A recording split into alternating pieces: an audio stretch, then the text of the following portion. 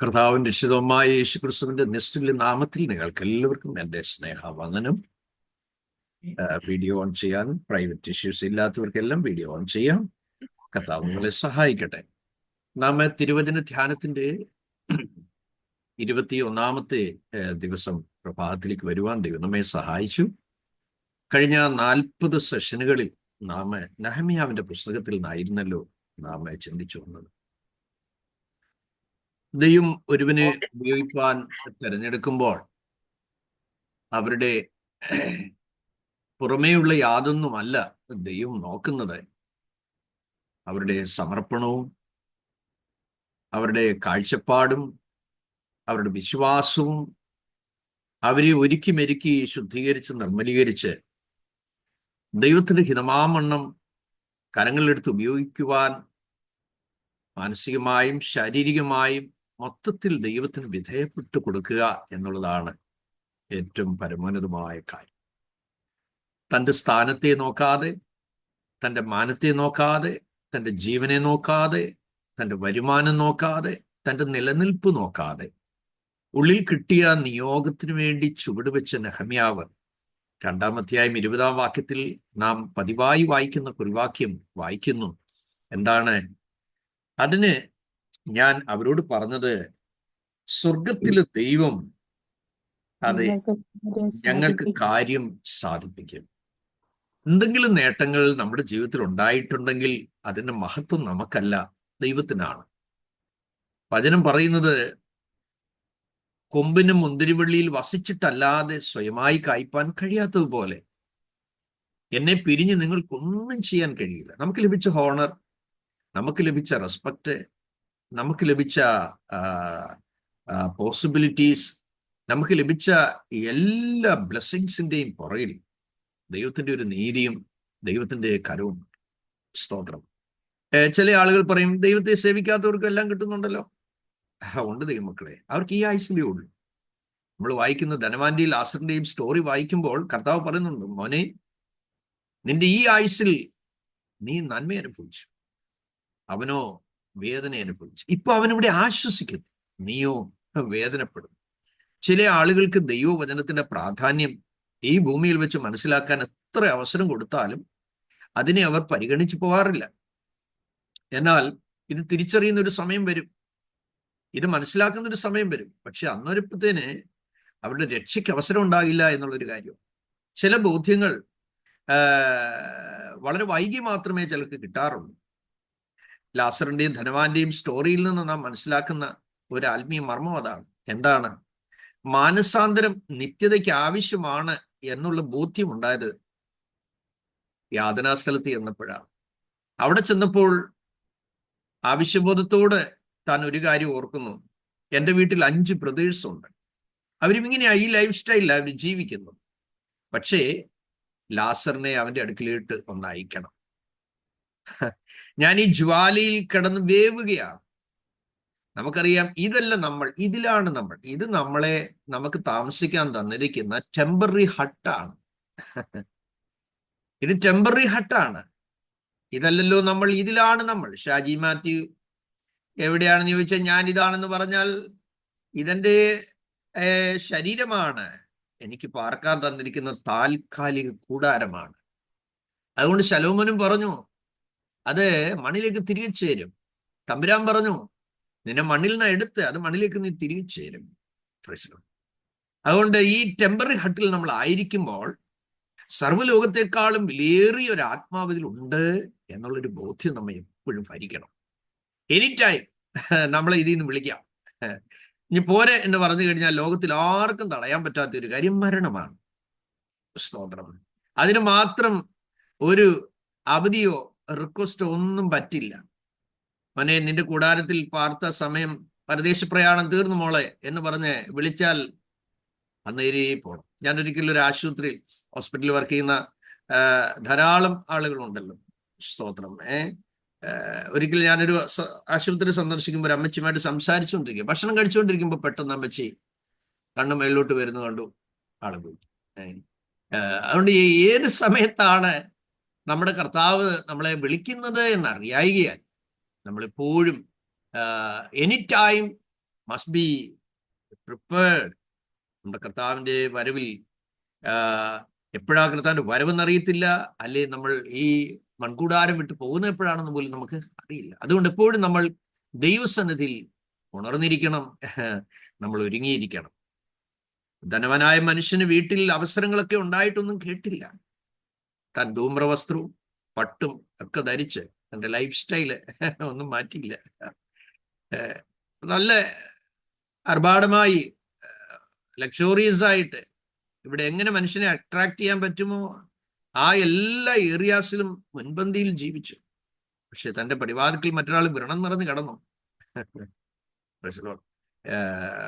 ഇദ്ദേഹത്തിന് നല്ല അടക്കം കിട്ടി, ലാസറിന് നല്ല അടക്കമൊന്നും കിട്ടിയില്ല. കാരണം വേദശാസ്ത്രികൾ പറയുന്നത് അടക്കാൻ ചെന്നപ്പോഴത്തേന് ഈ ജീവനോടെ ഇരിക്കുമ്പോൾ വ്രണങ്ങൾ നായ്ക്കൾ വന്ന് നക്കുന്നുണ്ട്, മരിച്ചു കഴിഞ്ഞ ഉടനെ നായ്ക്കൾ വന്ന് തൻ്റെ മാംസം മുഴുവൻ ഭക്ഷിച്ചേച്ചു പോയി, അസ്ഥി മാത്രമേ കിട്ടിയുള്ളൂ എന്നാണ് ചില ചിന്തകന്മാർ പറയുന്നത്. പക്ഷെ നമ്മൾ കാണുന്നത് എന്താണ്? ദൈവമക്കളെ, നമുക്കൊരു നല്ല അടക്കമല്ല ആവശ്യം, നല്ലൊരു ഒടുക്കമാണ് ആവശ്യം. നമുക്കൊരു നല്ല അടക്കമല്ല ആവശ്യം, നല്ലൊരു ഒടുക്കം. അവസാനത്തെ എൻഡിങ് ആണ്, ഇറ്റ്സ് വെരി ഇമ്പോർട്ടൻറ്റ്. ദൈവദൂതന്മാർ ലാസറിനെ ബ്രാഹ്മിതാവിന്റെ മടിയിലേക്ക് കൊണ്ടുപോയി എന്ന് കാണും. യാതനാ സ്ഥലത്തേക്ക് ധനവാൻ പോയി. നോക്കി, ധനവാൻ ഒരിക്കലും പ്രതീക്ഷിച്ചില്ല താൻ അവിടെ എത്തുമെന്ന്. അവിടെ ചെന്നപ്പോൾ താൻ പറയുകയാണ്, നിലവിളിക്കുക, വേദനയോട് നിലവിളിക്കുക, പറയുന്നു, ബ്രാഹ്മിതാവേ, ലാസറിനെ എന്റെ വീട്ടിലോട്ട് നയിക്കണം. എന്തിനാ? അവരും ഈ യാതനാസ്ഥലത്ത് വരാതെ ഇരിക്കേണ്ടതിന്. മരിച്ചവരിൽ നിന്ന് ഒരുവനെ അവിടെ അയച്ചാൽ ഇതൊക്കെ സത്യമാണ് എന്ന് അവർ വിശ്വസിക്കും. എന്നിട്ട് അദ്ദേഹം പറയുന്ന മാനസാന്തരപ്പെടും എന്നുള്ള വേർഡ് ഉപയോഗിച്ചിരിക്കും. They will repent. തമ്പുരാൻ പറഞ്ഞെന്താ? മോശയും പ്രവാചകന്മാരും ഒക്കെ അവിടെ ഉണ്ട്, അവരുടെ വാക്കവൻ കേൾക്കട്ടെ.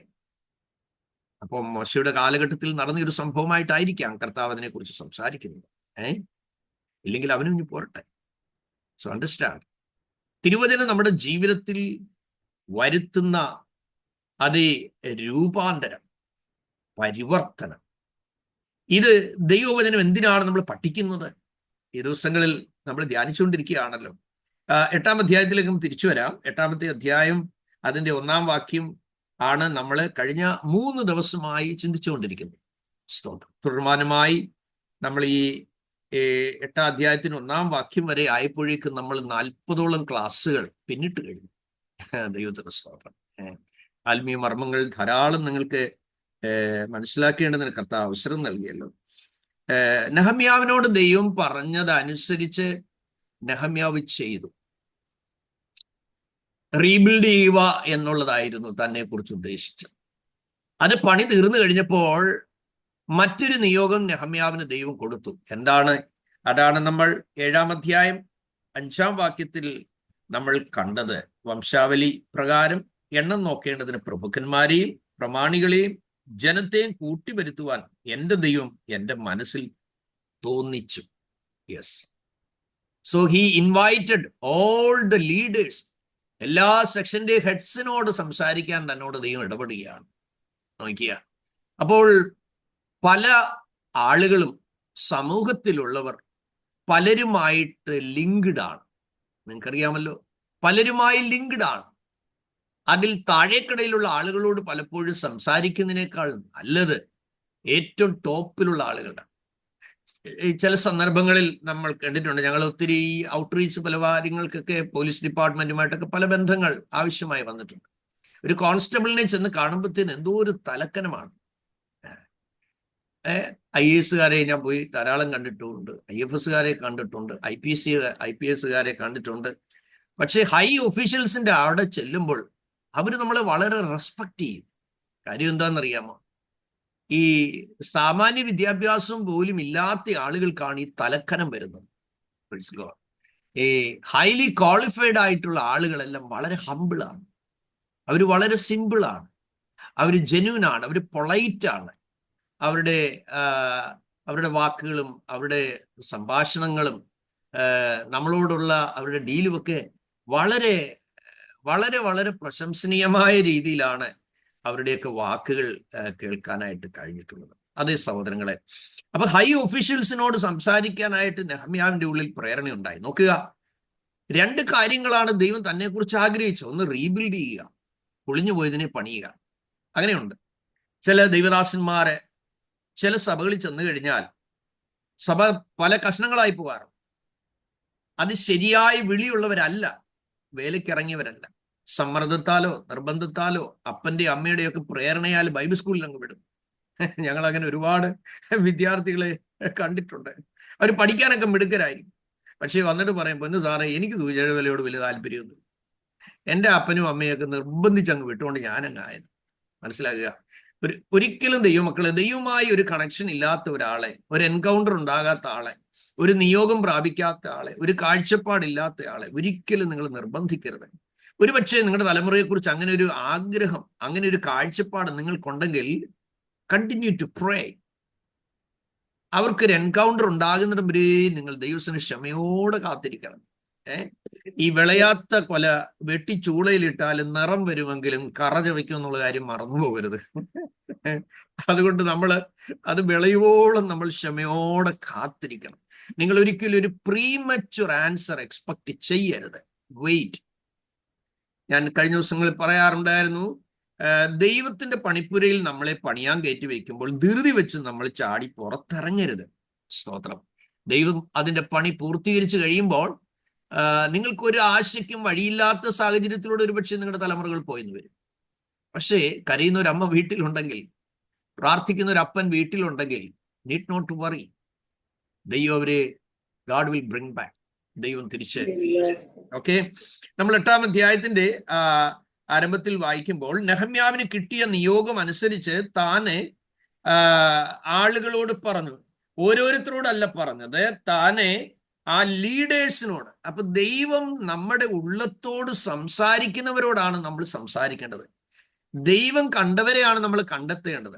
ആവേശം കൂടിയിട്ട് എല്ലാം കൂടെ അളവിളിയാക്കരുത്. ഇതിനെല്ലാം സിസ്റ്റമാറ്റിക്കലി സോർട്ട് ഔട്ട് ചെയ്യണം. അത് പ്രോപ്പറായിട്ട് ചാനലൈസ് ചെയ്യണം. നമ്മുടെ ആവേശങ്ങൾ, നമ്മുടെ തീഷ്ണത, നമ്മുടെ എരിവ്, നമ്മുടെ ശുഷ്കാന്തിയൊക്കെ കയറി മൂർച്ഛിച്ചിട്ട് നമ്മൾ അപകടകരമായ ഒരു നിലപാടിലേക്ക് ആത്മീയ ജീവിതം ഒരിക്കലും കൊണ്ടുപോകും. അത് ഭയങ്കരമായ ഭോഷത്വങ്ങൾ സൃഷ്ടിപ്പാനിടയായിത്തീരും. ഒരിക്കൽ ഒരു സഭായോഗത്തിൽ മകൻ ആത്മാവിൽ നിറഞ്ഞിട്ട് അപ്പന്റെ തലയിൽ കൈവച്ച് ഇങ്ങനെ 4 കുലുക്ക് കുലുക്കി, മകനേ എന്ന് പറഞ്ഞ ദൂതൊക്കെ പറഞ്ഞു. അപ്പോൾ അവിടെ ഇരുന്ന ഒരു സ്പിരിച്വൽ ലീഡർ യോഗം കഴിഞ്ഞപ്പോൾ പറഞ്ഞു, മോനെ, പരിശുദ്ധാത്മാവിന് അപ്പനെയും മോനെയൊക്കെ തിരിച്ചറിയാം. നിനക്ക് പറയാനുള്ള കാര്യം പരിജ്ഞാനത്തോടു കൂടി വീട്ടിൽ ചെന്ന് പപ്പായോട് ഷെയർ ചെയ്തിരുന്നെങ്കിൽ ആ വൃദ്ധനായ മനുഷ്യന്റെ പെടലിക്ക് ഇത്രയും വേദനയൊന്നും ഉണ്ടാകില്ല. നമ്മൾ സാറിന് കൃപാവരമൊന്നുമില്ലാതെ സാറെന്തിനാ സംസാരിക്കുന്നത്? 25 വർഷം ദൈവവചനം പഠിപ്പിച്ച അധ്യാപകനോടാണ് അദ്ദേഹം സംസാരിച്ചത്. അപ്പോൾ സാറ് പറഞ്ഞു, മോനെ, വരുന്ന ദിവസങ്ങൾ ഇതൊക്കെ ബലം കൊണ്ട് തിരിച്ചറിയാം. കാരണം പരിശുദ്ധാത്മാവ് പരിജ്ഞാനത്തിന്റെ ആത്മാവാണ്. ആമേൻ. ഒരു 2 മാസം കഴിഞ്ഞപ്പോൾ സാറിങ്ങനെ ഒരു സ്ഥലത്തേക്ക് പോകാൻ നിൽക്കുമ്പോൾ ദൂത് പറഞ്ഞ ആള് ജംഗ്ഷനിൽ സ്മോക്ക് ചെയ്തുകൊണ്ട് നിൽക്കുകയാണ്. മനസ്സിലാകുന്നുണ്ടോ? അപ്പൊ നമ്മൾ വളരെ ഭയത്തോട് വേണം കർത്താവിന്റെ കൃപകളെയൊക്കെ നമ്മൾ എക്സസൈസ് ചെയ്യുവാൻ. അതിനകത്ത് നമുക്ക് ഒരു ക്രെഡിറ്റും ഇല്ല, അതിനകത്ത് ഒരു മെറിറ്റും ഇല്ല. അതിനകത്ത് പ്രത്യേകമായ നമുക്ക് എടുക്കാനുള്ള മാനമോ മഹത്വമോ ഒന്നുമില്ല എന്നുകൂടെ നമ്മൾ തിരിച്ചറിയണം.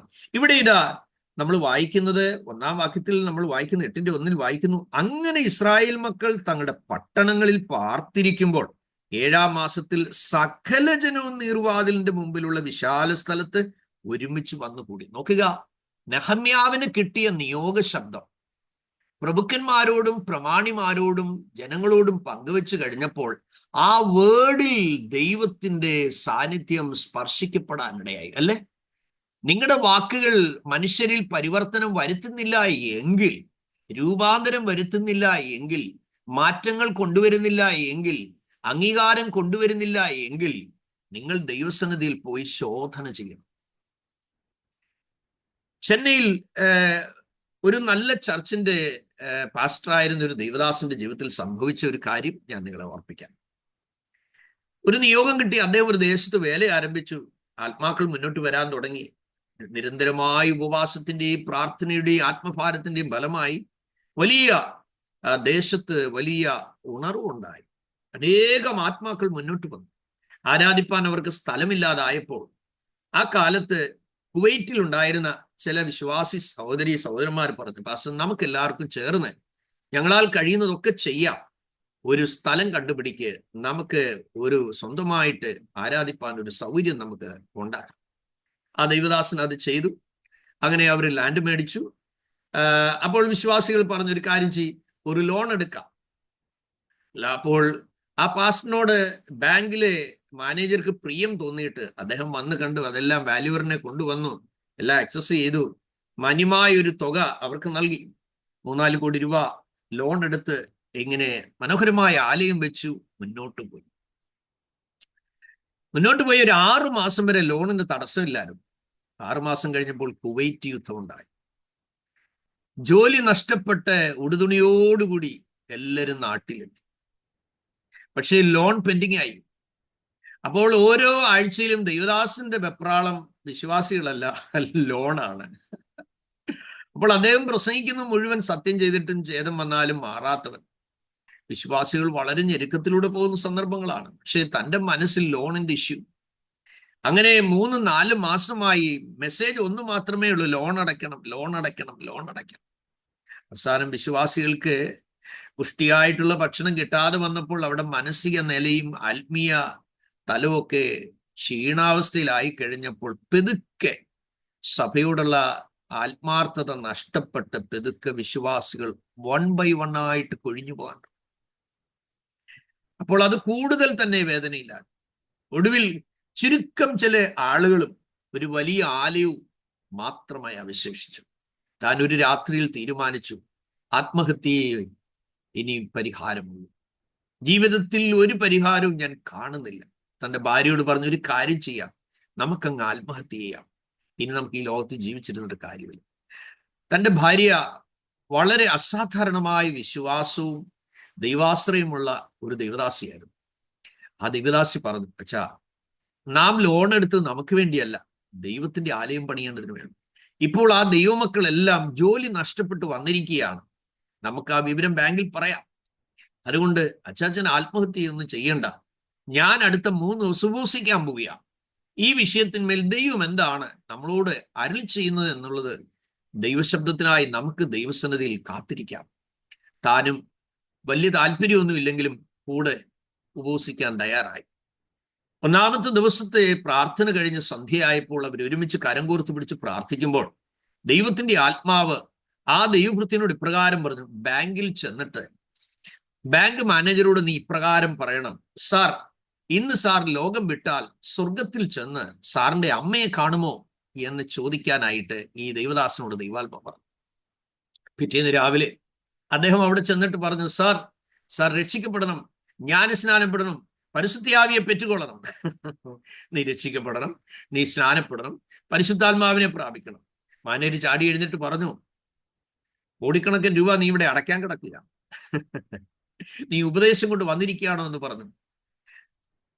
ജിപ്തി നോട്ടീസ് ഒട്ടിക്കാൻ പോവുകയാണ് വരുന്ന മാസം, ഇത് നീ ഓർത്തുകൊള്ളുക എന്ന് പറഞ്ഞ് അദ്ദേഹം ദേഷ്യപ്പെട്ട് അദ്ദേഹത്തെ ഇറക്കി വിട്ടു. വീട്ടിൽ വന്ന് ഭാര്യയോട് പറഞ്ഞു, എടി, ഞാൻ പറഞ്ഞില്ലയോ നമുക്ക് ചാകുന്നതാണ് നല്ലത്.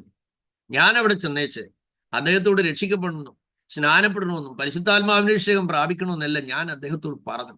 അദ്ദേഹം അതൊന്നും കേട്ടുമില്ല, എന്നെ ആട്ടി പുറത്താക്കിയെന്ന് പറഞ്ഞു. അപ്പോൾ ഭാര്യ ചോദിച്ചു, അച്ഛയ, അത് സ്ഥിരം ആളുകളോട് അച്ഛൻ പറയുന്ന കാര്യമല്ലേ പറഞ്ഞു? ആന്നു. കർത്താവ് അച്ഛനോട് എന്താ പറഞ്ഞത്? അതാണ് അവിടെ പോയി പറഞ്ഞേ. കർത്താവ് എന്താണ് നമ്മളോട് പറഞ്ഞത്? നീ ചെന്ന് ബാങ്ക് മാനേജരെ കണ്ടിട്ട് ഇങ്ങനെ ചോദിക്കണം, സാർ, ഇന്ന് സാർ മരിച്ചാൽ സ്വർഗത്തിൽ ചെന്ന് സാറിന്റെ അമ്മയെ കാണുമോ? ഇതല്ലേ കർത്താവ് നമ്മളോട് പറഞ്ഞത്. പിറ്റേ ദിവസം അദ്ദേഹം ദൈവത്തെ അനുസരിക്കാൻ തീരുമാനിച്ച് ബാങ്കിലേക്ക് ചെന്നു. അവിടെ ചെന്ന് മാനേജറിന് ഇദ്ദേഹത്തെ കണ്ടപ്പോഴേ ചോദിച്ചു, ഇന്നലത്തെ കൂട്ട് രക്ഷയും സ്നാനവും അഭിഷേകവും പറയാനാണോ നീ വന്നേ എന്നാണ് മാനേജർ ആദ്യം ചോദിച്ചത്. പറഞ്ഞു, സാർ, இன்னைக்கு நீங்க இருந்து போனால் பரலோகத்தில் ചെന്ന് உன் தாயை பார்க்க முடியுமா? സ്തോത്രം. ഇന്ന് നീ ലോകം വിട്ട് കടന്നുപോയാൽ നിത്യതയിൽ ചെന്നാൽ നിന്റെ അമ്മയെ കാണുമോ? പെട്ടെന്ന് ഈ ബാങ്ക് മാനേജറുടെ മുഖഭാവം മാറി. താൻ വിങ്ങി വിങ്ങി രണ്ടു കൈയും തലയിൽ കൈവച്ച് തൻ്റെ ടേബിളിന്മേൽ ആ മുട്ട് വെച്ചിട്ട് താൻ ഇങ്ങനെ വിങ്ങി കരയാൻ തുടങ്ങി. അപ്പോൾ ദൈവദാസൻ ചോദിച്ചു, എതുക്കായി നീ അലകറേ, നീ എന്തിനാണ് കരയുന്നത്? അപ്പോൾ ആ മാനേജർ പറഞ്ഞു, നീ ഉണ്മയാണ് ഊഴിയക്കാരൻ, നീ വാസ്തവമായി ദൈവത്തിന്റെ ദാസനാണ്. എൻ്റെ അമ്മ വലിയൊരു ഭക്തയായിരുന്നു. എൻ്റെ അമ്മയ്ക്ക് ഞാൻ ഏക മകനാണ്. എൻ്റെ ബാല്യത്തിൽ എൻ്റെ പിതാവ് മരിച്ചുപോയി. ധാരാളം സ്വത്തുക്കൾ എൻ്റെ അപ്പൻ സമ്പാദിച്ചിട്ടുണ്ടായിരുന്നു. പക്ഷെ ഞാനൊരു ദൈവവേദലായി ജീവിച്ചില്ല. എന്നാൽ എൻ്റെ അമ്മ അനേക പ്രാവശ്യം രക്ഷിക്കപ്പെടണമെന്നുള്ള കാര്യങ്ങൾ പറഞ്ഞിട്ടുണ്ട്. ആ വാക്ക് കേൾക്കുമ്പോഴേ എനിക്ക് അരിശമാണ്. എന്നാൽ പോകാൻ നേരം എൻ്റെ അമ്മ എന്നോടൊരു ചോദ്യം ചോദിച്ചു, മോനെ, അമ്മ നിത്യതയിലേക്ക് പോവുകയാണ്. ഇന്ന് മോൻ മരിച്ചാൽ സ്വർഗത്തിൽ വന്ന് അമ്മയുടെ മുഖം മോൻ കാണുമോ? ഈ ചോദ്യമാണ് എൻ്റെ അമ്മ പോകാൻ നേരം ചോദിച്ചത്. അതേ ചോദ്യമാണ് ഇപ്പോൾ നീ വന്ന് എന്നോട് ചോദിച്ചത്. അതുകൊണ്ട് ദൈവമാണ് നിന്നെ അയച്ചത് എന്നെനിക്ക് മനസ്സിലായി. എന്നിട്ട് ആ ദൈവദാസനോട് പറഞ്ഞ എന്താണെന്നറിയാം? ഈ ബാങ്കിലെടുത്ത ലോണിനെ കുറിച്ച് നീ ഇനി ഭാരപ്പെടാം. നിന്റെ സകല ലോണുകളും ഞാൻ തന്നെ അടച്ചോളാം. അദ്ദേഹം ആ ചർച്ചിന്റെ മെമ്പറായി മാറി. സഹോദരങ്ങളെ, നാം പറയുന്ന വാക്കുകൾ മനുഷ്യരിൽ രൂപാന്തരം വരുന്നില്ലെങ്കിൽ നമ്മൾ ശ്രദ്ധിക്കണം. ആ വാക്കുകൾ ദൈവം തന്നെ തന്നതാണോ അതോ നമ്മുടെ എരിവിൽ കയറി പറയുന്ന വാക്കുകളാണോ എന്നുള്ള കാര്യം. ഇവിടെ ഇതാ നെഹമ്യാവ് ദൈവത്തിൽ നിന്ന് കിട്ടിയ ആ നിയോഗം അറിയിച്ചപ്പോൾ ഒരു വലിയ ജനത തന്നെ അവിടേക്ക് വന്നു. അപ്പോൾ റീബിൽഡ് ചെയ്യുവാനും ആളുകളെ കൂട്ടുക എന്നുള്ള ഒരു ദൗത്യവും നെഹമ്യാവിലൂടെ ദൈവം ചെയ്യിച്ചെടുക്കാൻ തീരുമാനിച്ചു. ആ കാര്യം കഴിഞ്ഞപ്പോൾ ദൈവവചനം ജനം വായിച്ച് കേൾക്കേണ്ടതിന് വേണ്ടി, അവരെ കേൾപ്പിക്കേണ്ടതിന് വേണ്ടി എസ്രാ ശാസ്ത്രി എന്ന വൃദ്ധനായ മനുഷ്യനെ നെഹമ്യാവ് ഇൻവൈറ്റ് ചെയ്യുകയാണ്. യഹോവയുടെ ന്യായപ്രമാണം കൊണ്ടുവരാൻ കൽപ്പിക്കുന്നു. സഹോദരങ്ങളെ, എന്തിനാണ് ഈ ദൈവത്തിന്റെ വചനം മനുഷ്യൻ വായിക്കുന്നത്? അതിലൂടെ എന്താണ് ഗുണം? എന്താണ് അതുകൊണ്ടുള്ള പ്രയോജനം? ഈ ദിവസങ്ങളിൽ നാം വായിച്ചപ്പോൾ നമുക്കൊരു കാര്യം മനസ്സിലായി. ഇതിൽ നിന്ന് നിങ്ങൾക്കുണ്ടായ ആത്മീയ വളർച്ച, ഇതിൽ നിന്ന് നിങ്ങൾക്കുണ്ടായ ജീവിത രൂപാന്തരം, അല്ലെങ്കിൽ സ്പിരിച്വലായുള്ള ഗ്രോത്ത്, ലൈഫിന്റെ ട്രാൻസ്ഫോർമേഷൻ, ഇതെങ്ങനെയാണ്? ഇന്നർ ചേഞ്ച് ആണ് നമ്മളിൽ നടന്നുകൊണ്ടിരിക്കുന്നത്. Praise God. നമ്മുടെ ആന്തരികമായ മാറ്റങ്ങളാണ് സംഭവിച്ചു കൊണ്ടിരിക്കുന്നത്. രണ്ടാമതായി, ദൈവവചന ധ്യാനത്തിലൂടെ നമുക്ക് കിട്ടുന്നത് എന്താണ്? ശരിയായ നിലയിലുള്ളൊരു മാർഗനിർദ്ദേശം നമുക്ക് കിട്ടുന്നുണ്ട്. അല്ലെങ്കിൽ വ്യക്തമായി അതിൻ്റെ ദിശാബോധം നമുക്ക് ദൈവം നൽകുന്നുണ്ട്. അപ്പൊ നമ്മുടെ മൈൻഡിനെ ദൈവത്തിന്റെ വചനം റിന്യൂവൽ ചെയ്യുവാനിടയായി തീർന്നു. അതേ, നമ്മുടെ ഇന്നറായിട്ടുള്ള ചേഞ്ച് നമ്മളിൽ നടക്കുന്നുണ്ട്. Thank Jesus, hallelujah. അപ്പോൾ രണ്ടാമത് നമ്മളിൽ നടക്കുന്നത് എന്താണ്? ശരിയായ ഒരു ഡയറക്ഷനും ഒരു ഗൈഡൻസും ദൈവവചനത്തിലൂടെ രണ്ടാമതായി നമുക്ക് ലഭിക്കുന്നു എന്നുള്ളതാണ്. അല്ലെങ്കിൽ ശരിയായ മാർഗനിർദ്ദേശം, ശരിയായ ഒരു ദിശാബോധം ദൈവവചന ധ്യാനത്തിലൂടെ നമുക്ക് ലഭിക്കുന്നു. അപ്പോൾ ശരിയായ ഡിസിഷൻ എടുക്കുവാനായി, ഡിസിഷൻ എടുക്കേണ്ട സമയത്ത് ആ ഡിസിഷൻ ശരിയായ നിലയിൽ നമുക്ക് എടുക്കേണ്ടതിനുള്ളതായ വ്യക്തമായ ഗൈഡൻസ് ആണ് നമുക്ക് ഈ തിരുവചനത്തിലൂടെ കിട്ടുന്നത്. അല്ലെങ്കിൽ നമ്മൾ ശരിയായ ഒരു ക്ലാരിറ്റി, നമ്മുടെ കൺഫ്യൂഷൻ സമയത്ത് നമുക്ക് ശരിയായ നിലയിൽ കംഫർട്ടായിട്ട് നമുക്ക് അതിനുള്ള വിസ്ഡവും അതിനകത്തുള്ള നോളജും അതിനകത്ത് ശരിയായ ഒരു ഇൻസൈറ്റ് ദൈവം നമുക്ക് നമ്മുടെ സ്പെഷ്യലായിട്ടുള്ള ഇഷ്യൂസിലൊക്കെയും ദൈവാത്മാവ് നമുക്ക് നൽകുന്നു എന്നുള്ളതാണ് തിരുവചന പഠനം കൊണ്ട് നമുക്ക് ലഭിക്കുന്നത്. മൂന്നാമതായി നമുക്ക് ലഭിച്ച പ്രത്യേകത എന്ന് പറയുന്നത് ശരിയായി പ്രതിസന്ധികളിൽ നമ്മളെ ആശ്വസിപ്പിക്കുന്നു. യെശയ്യാ 41:10 നമ്മൾ പറയുന്നുണ്ട്, കർത്താവിന്റെ വചനം പറയുന്നുണ്ട്, ഭയപ്പെടേണ്ട, ഞാൻ നിന്റെ കൂടെ ഉണ്ട്. ഭ്രമിച്ചു നോക്കേണ്ട, ഞാൻ നിന്റെ ദൈവമാകുന്നു. ഞാൻ നിന്നെ ശക്തീകരിക്കും, ഞാൻ നിന്നെ സഹായിക്കും, എൻ്റെ നീതിയുള്ള വലം കൈ കൊണ്ട് ഞാൻ നിന്നെ താങ്ങും. അപ്പം കംഫർട്ടായിട്ടും നമുക്കൊരു അഷുറൻസ് ദൈവവചനത്തിലൂടെ നൽകുന്നു എന്നുള്ളതാണ് മൂന്നാമത്തെ പ്രത്യേകത. പ്രത്യേകിച്ച് അതേ ആങ്സൈറ്റി പോലുള്ളതായ ആ ജീവിതത്തിൽ മാനസികമായ പിരിമുറുക്കങ്ങൾ നമ്മുടെ ജീവിതത്തിൽ വരുമ്പോൾ നമ്മളെ എൻകറേജ് ചെയ്യുന്നു. നമ്മുടെ വറീസിനെ ദൈവം മനസ്സിലാക്കുന്നു എന്നുള്ളത് ദൈവവചനത്തിലൂടെ നമ്മളെ അതേ ബോധ്യപ്പെടുത്തുന്നു എന്നുള്ളതാണ് ദൈവവചനം ധ്യാനത്തിലൂടെ നമുക്ക് ലഭിക്കുന്നത്. അല്ലെങ്കിൽ നമ്മുടെ promoting peace of mind and emotional stability നമ്മുടെ ജീവിതത്തിൽ ഫിലിപ്പിയ ലേഖനം 4-ാമത്തെ അധ്യായം 6-7 വാക്യങ്ങളിൽ നമുക്കത് കാണുവാനായിട്ട് കഴിയുന്നുണ്ട്. നമ്മുടെ ജീവിതത്തിന്റെ ഏത് പെയിനിലും ഏത് സ്ട്രഗിളിലും ആ ദൈവത്തിന്റെ വചനമാണ് നമുക്ക് ആശ്വാസമായി തീരുന്നത് എന്നുള്ള കാര്യം. 4-മതായി ദൈവവചന പഠനത്തിലൂടെ നമുക്ക് കിട്ടുന്നത് എന്താണ്? നമുക്ക് ശരിയായ നിലയിൽ നമ്മുടെ വിശ്വാസം ആഴത്തിൽ വർദ്ധിക്കാനിടയാകുന്നു. സ്ട്രെങ്തനിങ് അവർ ഫെയ്ത്ത്, നമ്മുടെ വിശ്വാസത്തെ വർദ്ധിപ്പിക്കാനായിട്ട് അതെ ഈ ദൈവവചന പഠനം നമുക്ക് കൃപ നൽകുന്നു എന്നുള്ളതാണ്. അല്ലെങ്കിൽ ബിൽഡിംഗ് ഫെയ്ത്ത്, അത് നമ്മുടെ വിശ്വാസം കുറെ കൂടെ സ്ട്രോങ് ആയി കെട്ടിപ്പടുക്കുവാനായിട്ട് ഇടയായിത്തീരുന്നു എന്നുള്ള കാര്യവും നമ്മൾ മനസ്സിലാക്കാനിടയായിത്തീരുന്നു. അതിലൂടെ എന്താണ് ഉണ്ടാകുന്നത്? പേഴ്സണൽ ടെസ്റ്റിമണിയാണ് ശുഭ പറയാനിടയായിത്തീർന്നു. ഒരു ശരിയായ മെന്റർഷിപ്പ്, ഒരു ശരിയായ മെന്ററിങ്ങും ഫെലോഷിപ്പും ഒന്നും കിട്ടാതെ ഇരുന്നു. അപ്പൊ ആ സന്ദേശങ്ങൾ കേൾപ്പാനിടയായി. ഇന്ന് രാവിലെ എനിക്ക്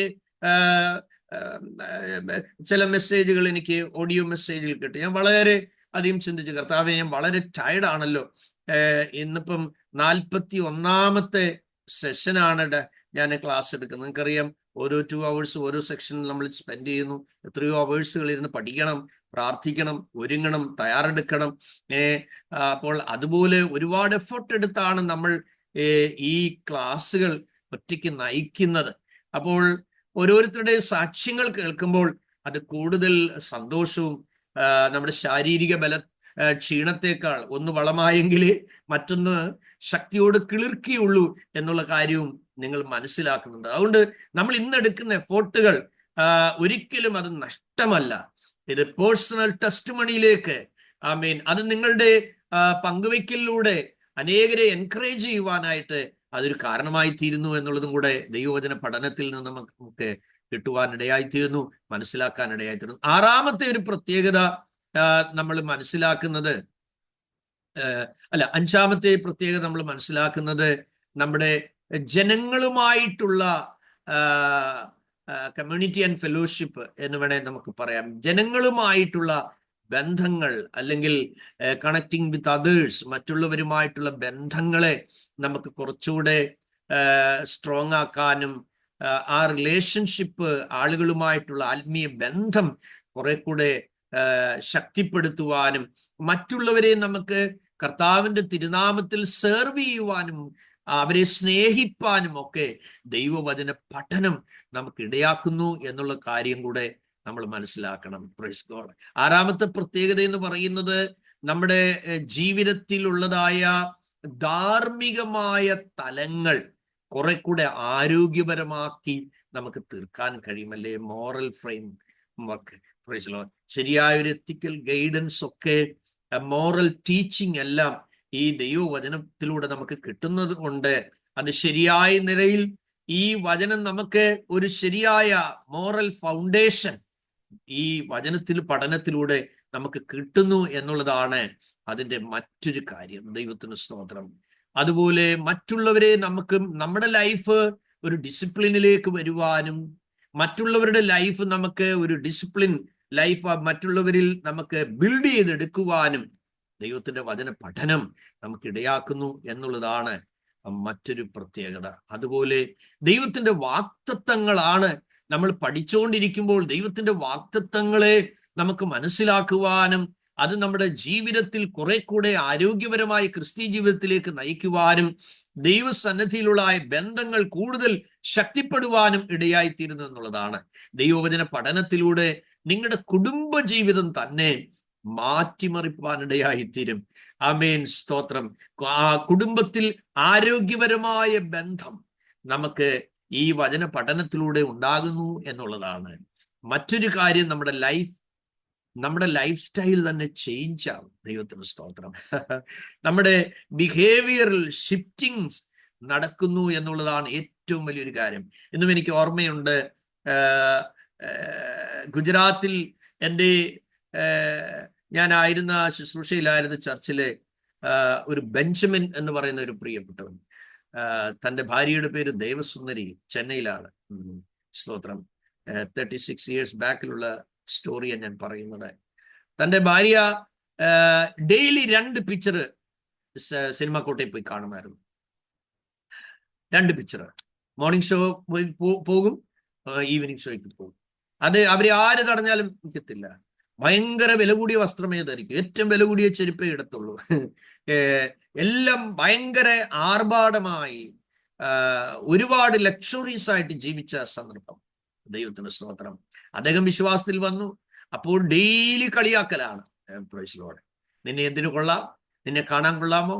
അദ്ദേഹത്തിന്റെ ലൈഫിൽ മാറ്റം വന്നപ്പോൾ ഇവരുടെ ലൈഫ് കുറെ കൂടെ മത്സരത്തിന്റെ തലമായി. പക്ഷെ ഒരു ദിവസം ദേവസുന്ദരിയെ ദൈവം സന്ദർശിപ്പാനിടയായി. ജീവിതം മാറി. ദൈവത്തിന് സ്തോത്രം. ആ ദേവസുന്ദരി പിന്നീട് ചെയ്യുന്നത്, കുഞ്ഞുങ്ങളെ കോളേജിൽ വിടുമ്പോൾ ഞാൻ ചെന്നൈയിൽ അവരുടെ വീട്ടിൽ ഒരു ദിവസം പാർത്തതാണ്. ദൈവത്തിന് സ്തോത്രം. രാവിലെ അവര് പൊതിയും കെട്ടി അവര് കുഞ്ഞുങ്ങളോടൊപ്പം ഇറങ്ങി. സ്തോത്രം. ഞാൻ നോക്കിയപ്പോൾ ലൂണയ്ക്കകത്ത് ഒരു ബോക്സിനകത്ത് മുഴുവൻ ട്രാക്റ്റാണ്. എനിക്ക് ഭയങ്കര സന്തോഷം തോന്നി. എന്നോട് പറഞ്ഞു, അയ്യാ, എൻ്റെ ഉലകത്തിലുള്ള എല്ലാത്തെയും ഞാൻ അനുഭവിച്ച് ഞാൻ ആർഭാടമായി ജീവിച്ചു. എനിക്ക് എന്നെ യേശു മട്ടും പോതും. സ്തോത്രം. ഇനി എനിക്ക് എൻ്റെ കർത്താവ് മാത്രം മതി.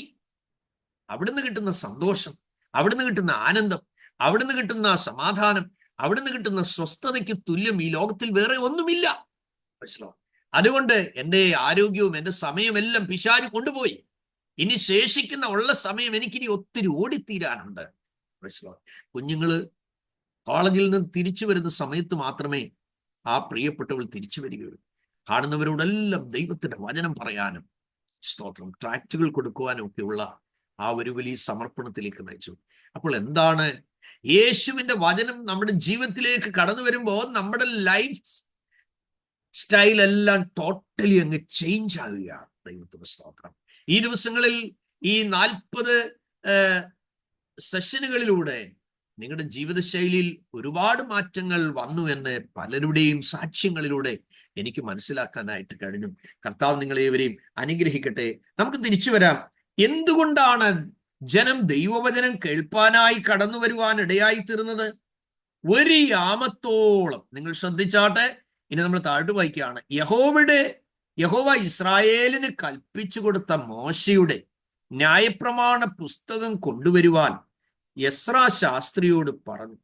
7-ാം മാസം 1-ാം തീയതി എസ്രാ പുരോഹിതൻ പുരുഷന്മാരും സ്ത്രീകളും കേട്ട് ഗ്രഹിപ്പാൻ പ്രാപ്തിയുള്ള എല്ലാവരുമായ സഭയുടെ മുമ്പാകെ ന്യായപ്രമാണം കൊണ്ടുവന്ന് നീർവാതിലിനെതിരെയുള്ള വിശാല സ്ഥലത്ത് വെച്ച്, ഇനിയാണ് നമ്മൾ ശ്രദ്ധിക്കേണ്ടത്, രാവിലെ തുടങ്ങി ഉച്ചവരെ പുരുഷന്മാരും സ്ത്രീകളും ഗ്രഹിപ്പാൻ പ്രാപ്തിയുള്ള എല്ലാവരും കേൾക്കെ ന്യായപ്രമാണം വായിച്ച് സർവജനവും കേട്ടു എന്നുള്ളതാണ്. നോക്കുക, മോർ ദാൻ 6 hours കണ്ടിന്യൂ ആയിട്ട് ദൈവവചനം വായിച്ച് കേൾപ്പിക്കുകയാണ്. Praise God. അപ്പോൾ ദൈവവചനം കേൾക്കുവാൻ മനുഷ്യരുടെ ഉള്ളിൽ ദാഹമുണ്ടാകാൻ, അതിനുള്ള വിശപ്പുണ്ടാകാൻ നമ്മൾ പ്രാർത്ഥിക്കണം. ആമോസ് 8:11 നമ്മൾ വായിക്കുന്നത് ഇങ്ങനെയാണ്: അപ്പത്തിനായിട്ടുള്ള വിശപ്പല്ല, വെള്ളത്തിനായിട്ടുള്ള ദാഹവുമല്ല. യഹോവയുടെ വചനത്തെ കേൾക്കേണ്ടതിനുള്ള വിശപ്പ് തന്നെ ഞാൻ ദേശത്തയക്കുന്ന നാൾ വരുന്നു. ദൈവത്തിന് സ്തോത്രം. എനിക്ക് ഈ പേഴ്സണൽ ഇവാഞ്ചലിസവും ദൈവവചനം പഠിപ്പിക്കലുമാണ് പ്രധാനമായ ഒരു കാഴ്ചപ്പാടായി ദൈവം എനിക്ക് തന്നത്. ഒരു മനുഷ്യൻ ദൈവവചനം മനസ്സിലാക്കാൻ താല്പര്യമുണ്ടെങ്കിൽ ഞാൻ 9 മണിക്കൂർ 8 മണിക്കൂറൊക്കെ കണ്ടിന്യൂ ആയിരുന്ന് പേഴ്സണൽ ഇവാഞ്ചലിസം നടത്തിയ സന്ദർഭങ്ങളുണ്ട്. എന്നതുപോലെ എനിക്ക് മറക്കാൻ കഴിയാത്ത അനേകം അനുഭവങ്ങൾ അങ്ങനെയുണ്ട്. ഒരു വീട്ടിൽ കാലിഫോർണിയയിൽ നിന്ന് കടന്നു വന്ന ഒരു സഹോദരി ഡിപ്രഷനായിട്ടാണ് വരുന്നത്. എന്നെ അവിടുന്ന് വിളിച്ചിട്ട് പറഞ്ഞ്, പാസ്റ്റങ്ങൾ, എനിക്ക് പാസ്റ്റങ്ങളുടെ 2 ദിവസം തരണം, എനിക്ക് ഇച്ചിരി സമയം സ്പെൻഡ് ചെയ്യാം, അങ്കിളിന്റെ സമയം തരണം. ഞാൻ തരാം. അങ്ങനെ വന്നപ്പോൾ എന്നോട് ചോദിച്ച ആദ്യത്തെ ചോദ്യം, അങ്കിൾ എന്തുകൊണ്ട് എൻ്റെ വിവാഹം നടന്നില്ല? സ്തോത്രം. അവരുടെ ചോദ്യമാണ്. ഹൈലി ക്വാളിഫൈഡ് ആണ്, ഹൈ പേ സാലറി മേടിക്കുന്ന ആളാണ്. അപ്പോൾ നമുക്ക് ചാടിക്കേറി വായി വരുന്ന ആൻസർ ഒന്നും പറയാൻ പറ്റില്ല, കാരണം ഡിപ്രഷനിലാണ്. ഞാൻ പറഞ്ഞു, മോളെ, നിന്റെ മണവാളൻ, നിനക്ക് വേണ്ടി ഒരുക്കിയ മണവാളന് ഇതുവരെ വന്നിട്ടില്ല, അതുകൊണ്ടാണ് നിന്റെ വിവാഹം നടക്കാൻ. ആ വാക്ക് അവളെ വളരെ ധൈര്യപ്പെടുത്തി. സ്തോത്രം. ശരിയാണ്, ദൈവം എനിക്ക് വേണ്ടി ഒരുക്കിയത് എത്തിയിട്ടില്ല. Price God. ആ മകളോട് സംസാരിക്കുമ്പോൾ ആ മകളുടെ ഇളയ പപ്പായുടെ അല്ലെ ഉപ്പാപ്പന്റെ മകൻ അവിടെ ഇങ്ങനെ കേട്ടുകൊണ്ടിരിക്കും. പരിശുദ്ധാത്മ എന്നോട് പറഞ്ഞു, ഈ മകളോട് നീ പിന്നെ സംസാരിക്കേ, ഈ മകനോട് സംസാരിക്കേ. നിരന്തരമായി 3 മണിക്കൂർ ദൈവവചനം അവനോട് സംസാരിപ്പാനിടെ. അപ്പൊ അവനെ കണ്ട ഉടനെ കർത്താവ് എന്നോട് പറഞ്ഞൊരു കാര്യം, ഇവനൊരു തിമത്യോസാണ്, എൻ്റെ വേലയ്ക്ക് വേണ്ടിയുള്ളവനാണ്, നീ അവനോട് സംസാരിക്കണം. ആ സമയത്ത് 22 സബ്ജക്റ്റിന് അരിയറായി കോളേജിൽ നിൽക്കുന്ന സമയമാണ്. 3 മണിക്കൂറിൽ കൂടുതൽ ദൈവവചനം പറഞ്ഞു. അത് കഴിഞ്ഞപ്പോൾ ആ പൈതൽ എൻ്റെ മുമ്പിൽ മുട്ടുകുത്തി. ദൈവത്തിന് സ്തോത്രം. അവൻ കർത്താവിനെ രക്ഷകനായി സ്വീകരിച്ചു.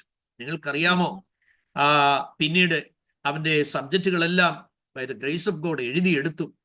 നിങ്ങൾ ഈ പഠിക്കുന്ന ഓൺലൈൻ സെമിനാരിയിൽ, മണക്കാല ഫെയ്ത്ത് തിയോളജിക്കൽ സെമിനാരിയിൽ ആ പൈതൽ വന്ന് BD പഠിച്ച് ഗ്രാജുവേറ്റ് ചെയ്ത് ഇന്ന് ജോലിയോടൊപ്പം കർത്താവിന്റെ വേലയിലാണ്.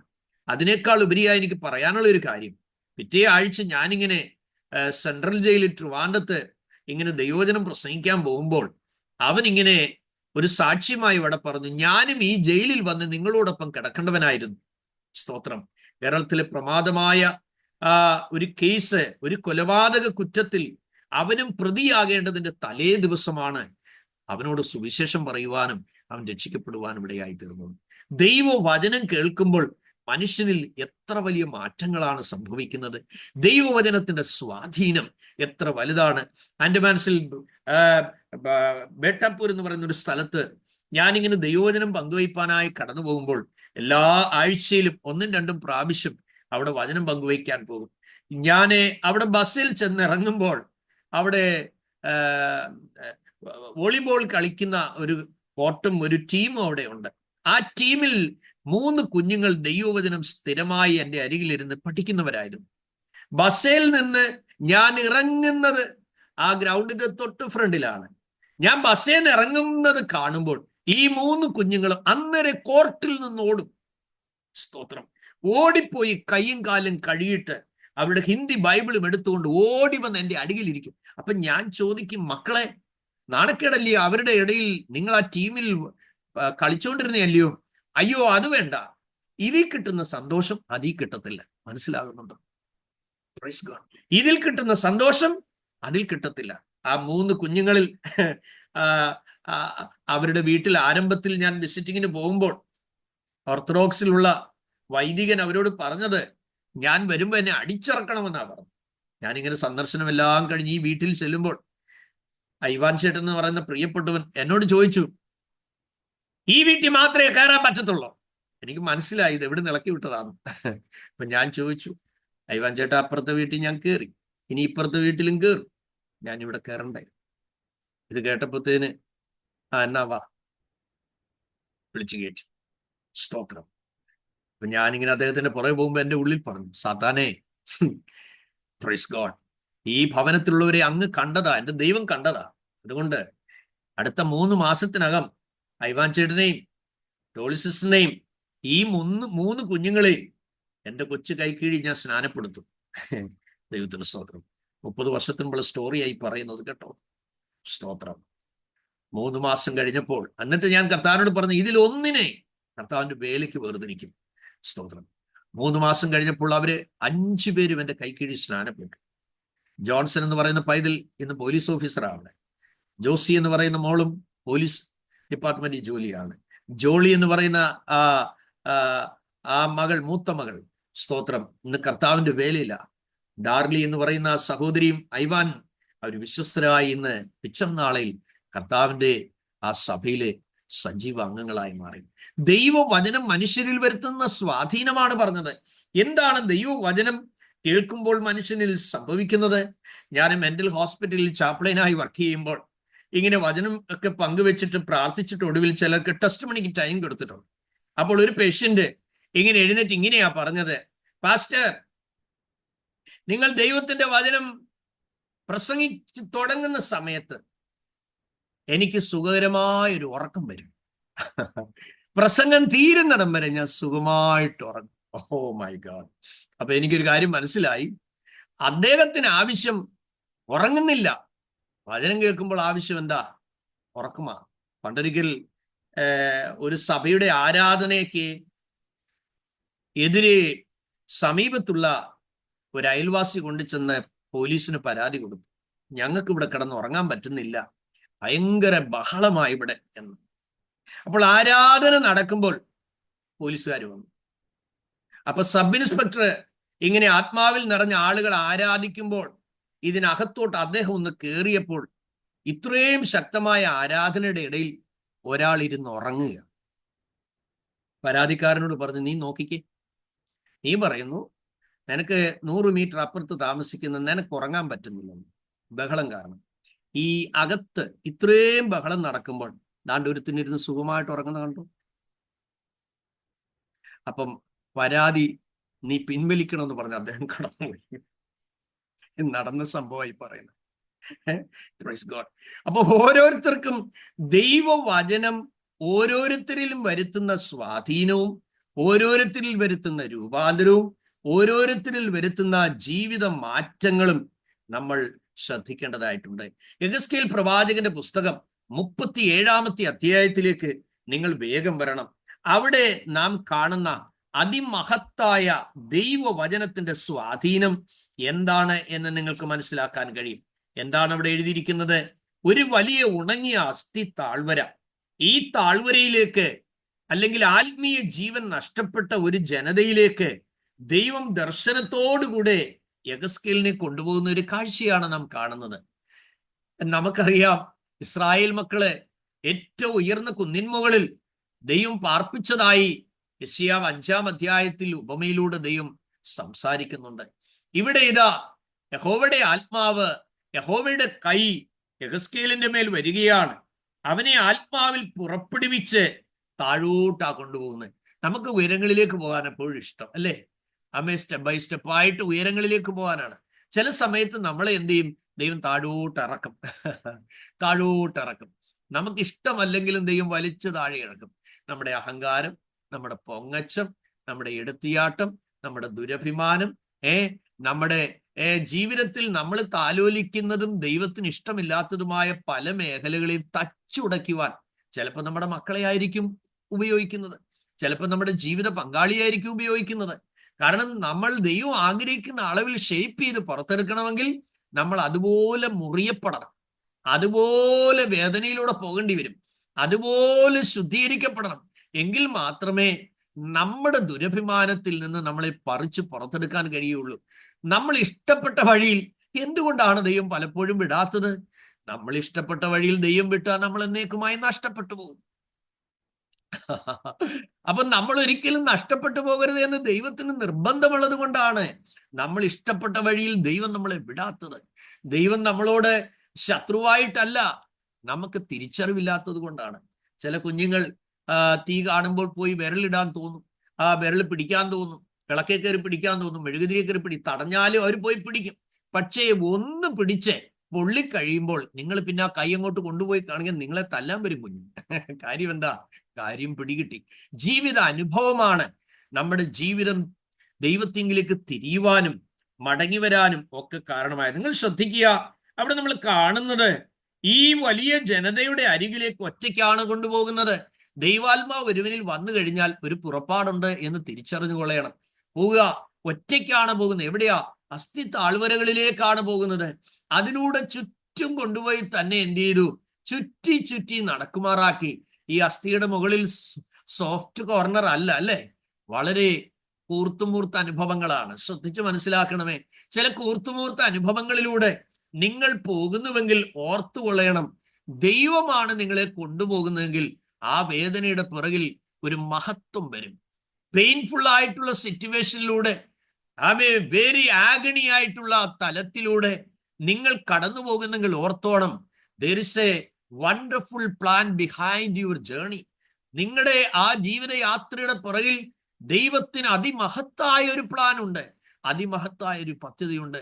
ഒരുപക്ഷെ അത് നിങ്ങളുടെ വീട്ടിലുള്ളവരാരും അത് അറിഞ്ഞെന്ന് വരത്തില്ല, നിങ്ങളുടെ ജീവിത പങ്കാളി അറിഞ്ഞെന്ന് വരത്തില്ല, നിങ്ങളുടെ കുഞ്ഞുങ്ങൾ അത് അറിഞ്ഞെന്ന് വരത്തില്ല, നിങ്ങളുടെ ഫ്രണ്ട് സർക്കിളിലുള്ളവരാരും അത് അറിഞ്ഞെന്ന് വരത്തില്ല. Why Lord this much of pain?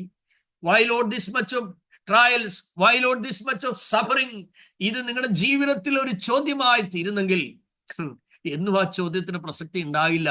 കാരണം ഒരു പർപ്പസിലൂടെ ദൈവം കൊണ്ടുപോകുമ്പോൾ, ഒരു കെട്ടിടത്തിന്റെ അതേ അടിസ്ഥാനം ഇടുന്ന സമയത്ത് എത്ര വൃത്തിഹീനമായിട്ടായിരിക്കും ആ പ്രതലം കിടക്കുന്നത്. എല്ലാം വാരി വലിച്ചതുപോലെ, എല്ലാം ഒരു ഡിസോർഡർ ആയിട്ടൊക്കെ തോന്നും അല്ലെ. പക്ഷേ ആ എഞ്ചിനീയറിന്റെ കയ്യിൽ ആ വീടിന്റെ മനോഹരമായ പ്ലാനും അതിന്റെ 3D വ്യൂ എല്ലാം കയ്യിലുള്ളിടത്തോളം കാലം ഒരാൾ ദൂരെ നിന്ന് ഇതാണോ വീട്, ഓ ഇതെന്തോ വീടാ എന്ന് ചോദിച്ചു കഴിഞ്ഞാൽ, ദൂരക്കാഴ്ചയുള്ള മനുഷ്യൻ, അതിന്റെ കയ്യിലുള്ള ഫ്രെയിം മൊത്തമുള്ള ആള്, അതിന്റെ ഫിനിഷിങ്ങിന്റെ അതേ പിക്ചർ യഥാർത്ഥമായി ഡിസൈൻ ചെയ്ത അത് കാണുമ്പോൾ മനസ്സിൽ ചിരിക്കും. കാരണം പരിഹസിച്ചവൻ ഇതിനെക്കുറിച്ചുള്ള അവയർനെസ് ഇല്ല, പരിഹസിച്ചതിന് ഇതിനെക്കുറിച്ചുള്ള കാഴ്ചപ്പാടില്ല. ഇന്ന് രാവിലെ സമയം ആത്മാവിൽ ഞാൻ നിങ്ങളെ ധൈര്യപ്പെടുത്തി പറയാം, ഇന്ന് കടന്നു പോകുന്ന സ്ട്രഗിളിന്റെ പുറകിൽ അതിമഹത്തായ ഒരു ദൈവപ്രവൃത്തിയിലേക്കാണ് നിങ്ങൾ നയിക്കപ്പെടാൻ പോകുന്നത്. അതിന്റെ മുന്നോടിയാണ് ഈ പെയിൻ, അതിന്റെ മുന്നോടിയാണ് ഈ ട്രാജഡി, അതിന്റെ മുന്നോടിയാണ് ഈ നഷ്ടങ്ങൾ, അതിന്റെ മുന്നോടിയാണ് ഈ പരിക്കുകൾ, അതിന്റെ മുന്നോടിയാണ് ഈ അതിവേദനകൾ, അതിന്റെ മുന്നോടിയാണ് നിങ്ങൾ നേരിടുന്നതായ എല്ലാ മാനസികവും ശാരീരികവും ഭൗതികവും ആത്മീയമായ വേദനകൾ. Praise God. ഇതോടൊപ്പമാണ് നിങ്ങളെ കൊണ്ടുപോയി പണിതെടുക്കുന്നത്. ഇവിടെ ഇതാ ഈ അസ്ഥി താഴ്വരയുടെ നടുവിൽ നിർത്തിയിട്ട് ദൈവം യെഹെസ്കേലിനോട് ചോദിക്കുന്ന ഒരു ചോദ്യമുണ്ട്. മനുഷ്യപുത്ര എന്നൊരു വാക്കാണ് ഉപയോഗിക്കുന്നത്. എന്താ പ്രവാചകനെ എന്നുള്ള വാക്ക് ഉപയോഗിക്കാഞ്ഞത്? 4 പേര് നമ്മളെ പുകഴ്ത്തി പറയുമ്പോൾ നമ്മുടെ മനസ്സിന് ഭയങ്കര സന്തോഷമാണ്, അല്ലയോ? കർത്താവിന് അത് ഇഷ്ടമല്ല. കാരണം എന്തുകൊണ്ടാ? ഈ അനാവശ്യമായ പ്രൈസിങ് കയറി വരുമ്പോൾ ഭയങ്കര അപകടം ഉണ്ടാവും. എന്തുകൊണ്ടാണ് ശൗലിന് ദാവീദിനോട് ഇത്രയും പക തോന്നിയത്? അവർ ദാവീദിന് 10,000 കൊടുത്തു, എനിക്കോ 1000 തന്നുള്ളൂ. മനസ്സിലാകുന്നുണ്ടോ? തന്റെ മോളെയൊക്കെ ദാവീദിന് കല്യാണം കഴിച്ചു കൊടുത്തെങ്കിലും വീട്ടിൽ വന്ന ഉടൻ ചെറുക്കനെ കൊല്ലാനായിരുന്നു അമ്മായിപ്പന്റെ താല്പര്യം. കാര്യം എന്താ? നാട്ടുകാര് പ്രശംസിച്ചതിന്റെ അളവ് ഇദ്ദേഹത്തിന് കുറഞ്ഞുപോയി. അതുകൊണ്ട് തന്നെ കർത്താവ് പറയുന്ന വാക്ക് നിങ്ങൾ ശ്രദ്ധിച്ചിട്ടുണ്ടോ? മനുഷ്യർ നിങ്ങളെ പുകഴ്ത്തി പറയുമ്പോൾ നിങ്ങൾക്ക് അയ്യോ കഷ്ടം. അതുകൊണ്ട് ദൈവത്തിന്റെ അക്സെപ്റ്റൻസ് ആണ് നിങ്ങൾക്ക് ഏറ്റവും അനിവാര്യമായിരിക്കുന്നത്. ആളുകൾ നിങ്ങളെ പുകഴ്ത്തി പറയുമ്പോൾ ആ പൊങ്ങച്ചത്തിന്റെ തേരിൽ കയറി യാത്ര ചെയ്ത് കഴിയുമ്പോൾ ദൈവിക ബന്ധമൊക്കെ പതുക്കെ വീക്കാകാൻ തുടങ്ങും. നിങ്ങളുടെ ധ്യാനമൊക്കെ മുടങ്ങിപ്പോകാനിടയായിത്തീരും. ദൈവമായിട്ടുള്ള റിലേഷൻഷിപ്പ് വീക്കായി കഴിയുമ്പോഴത്തേന് അത് പ്രശ്നമാവും. അപ്പോൾ ചെറിയ വടി തമ്പുരാൻ അങ്ങ് എടുക്കും. എന്തേലും ഒരു വിഷയത്തിൽ ഒരു കൊട്ട് കിട്ടും.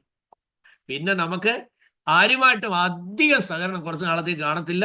നമ്മള് ഇച്ചാറ ഇണ്ണാറ എണ്ണി തിരിച്ചു വന്നേച്ച് നമ്മുടെ ജീവിതത്തിന്റെ കുറവുകളും മിസ്റ്റേക്കുകളും ഒക്കെ നമുക്ക് കണ്ട് പരിശോധിച്ചിട്ട്, അതേ കർത്താവേ, നിന്നിൽ നിന്ന് അന്യപ്പെട്ടു പോയതാണ് എൻ്റെ കുറവ്, എൻ്റെ ജീവിതത്തിന്റെ തകർച്ചയ്ക്ക് കാരണമെന്ന് തിരിച്ചറിഞ്ഞ് നമ്മൾ തിരിച്ചാ ട്രാക്കിലേക്ക് വരാനിടയായിത്തീരും.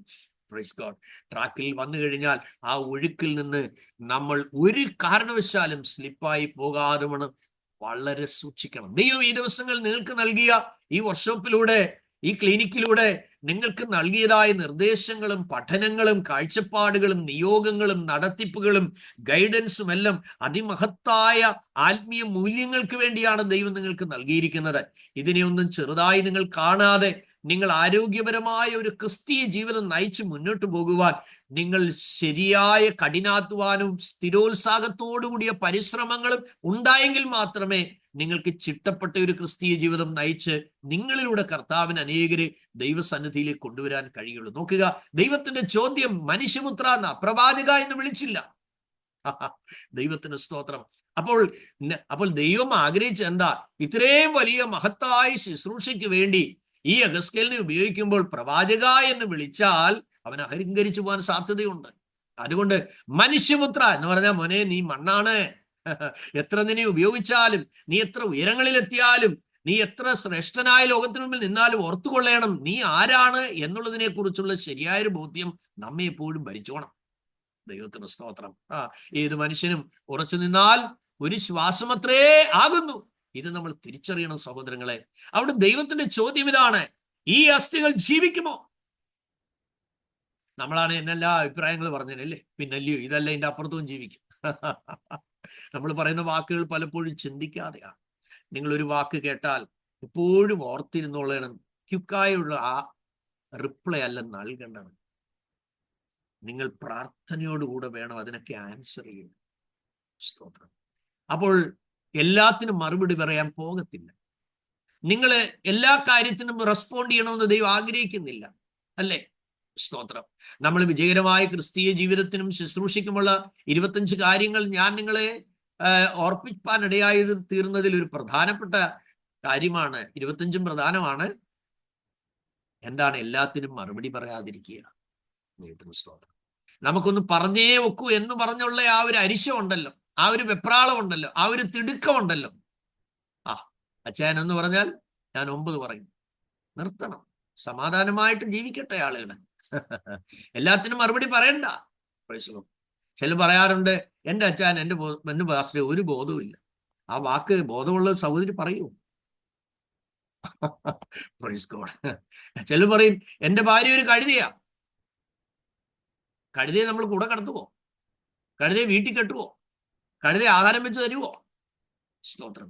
അപ്പോൾ നമ്മൾ എപ്പോഴും പറയുന്ന വാക്കുകൾ നോവിക്കുന്ന വാക്കുകളാകരുത്. മെലോഡിയസ് ആയിട്ട് സംസാരിക്കുക, എളിമയോട് സംസാരിക്കുക, വിനയത്തോട് സംസാരിക്കുക, താഴ്മയോട് സംസാരിക്കുക, ബഹുമാനത്തോട് സംസാരിക്കുക. യജമാനനെ അഡോണായി എന്ന് അബ്രഹാമിനെ സാറ വിളിച്ചു. അതോ എഡോനായി എന്നാണോ വിളിച്ചേ? അഡോണായി, അഡോണായി എന്നാ വിളിച്ചത്. ദൈവത്തിന് സ്തോത്രം. അപ്പം ബഹുമാനത്തോടുകൂടി പരസ്പരം സംസാരിക്കുന്ന രീതികളൊക്കെ നമ്മൾ പഠിച്ചെടുക്കാൻ ഇടയായി തീരട്ടെ. ഓക്കെ. അതുകൊണ്ട് യെഹെസ്കേലിനോട് ദൈവം ചോദ്യം ചോദിച്ചപ്പോൾ പറഞ്ഞത് എന്താണ്?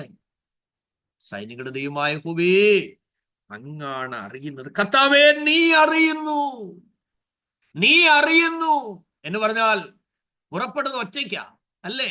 ദൈവം ഉപയോഗിക്കാൻ പലപ്പോഴും നമ്മളെ ഒരുക്കുന്നത് ഒറ്റയ്ക്കായിരിക്കും, ഉപയോഗിക്കുന്നത് ഒറ്റയ്ക്കായിരിക്കും. ദൈവത്തിന് നമ്മുടെ സമയം ആവശ്യമുണ്ടെങ്കിൽ നമ്മൾ കൊടുക്കണം.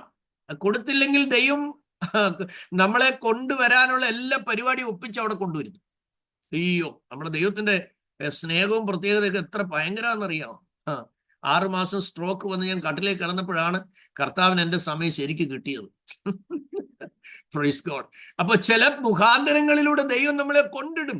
ദൈവത്തിന് നമ്മളോട് സംസാരിപ്പാൻ ആഗ്രഹമുള്ളപ്പോൾ നമ്മൾ ചിലപ്പോൾ ഒറ്റപ്പെട്ട അനുഭവത്തിലായിരിക്കും. അതിനർത്ഥം നമ്മൾ കൈവിടപ്പെട്ടു എന്നല്ല. ഒറ്റയ്ക്ക് ദൈവം വിളിച്ചവരെ ഒറ്റയാനെ പോലെ നിർത്തും. എൻ്റെ മൂത്ത സഹോദരൻ എന്നെ മുറി പൂട്ടിയിട്ട് എന്നെ ശരിക്ക് തല്ലി, പറയടാ പെന്തിക്കോസ് ഇനിയും പോകത്തില്ലെന്ന്. അന്നേരം ഞാൻ പറഞ്ഞു, എൻ്റെ മുഴങ്കാലം കൊണ്ട് ഞാൻ അച്ചാച്ചനെ നേടും. ഒരു ദിവസം നമ്മൾ ഒരുമിച്ച് ഒരു വേദിയിൽ പ്രസംഗിക്കുകയും സാക്ഷി പറയുകയും ചെയ്യും. അപ്പൊ എനിക്ക് 2 എണ്ണം കൂടെ തന്നു. പക്ഷെ ആഫ്റ്റർ 14 years ദൈവം സന്ദർശിച്ചു, സ്നാനപ്പെട്ടു. ദൈവത്തിന് സ്തോത്രം. ആമേൻ. 2004 സൗദി അറേബ്യയിൽ ഞങ്ങൾ ഒരു വില്ലായിൽ കൺവെൻഷൻ വെച്ചപ്പോൾ ആളുകൾ പറഞ്ഞു, രാജു ബ്രദറും കൂടെ ഇന്ന് സാക്ഷ്യം പറയണം. ദൈവത്തിന് സ്തോത്രം.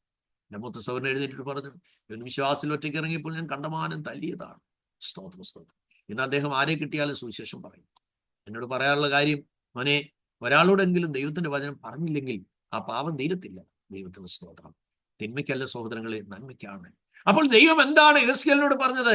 നീ ഈ അസ്ഥികളെ കുറിച്ച് പ്രവചിച്ച് പറയണം. ആഹാ, വല്ലതും പിടികിട്ടുന്നുണ്ടോ? ആരോടാ പറയേണ്ടത്? ഈ അസ്ഥികളോട്. എങ്ങനെയുള്ള അസ്ഥിയാ? ഉണങ്ങിയ അസ്ഥിയാ. ഹെൽത്തിൽ വർക്ക് ചെയ്യുന്നവർക്കറിയാം.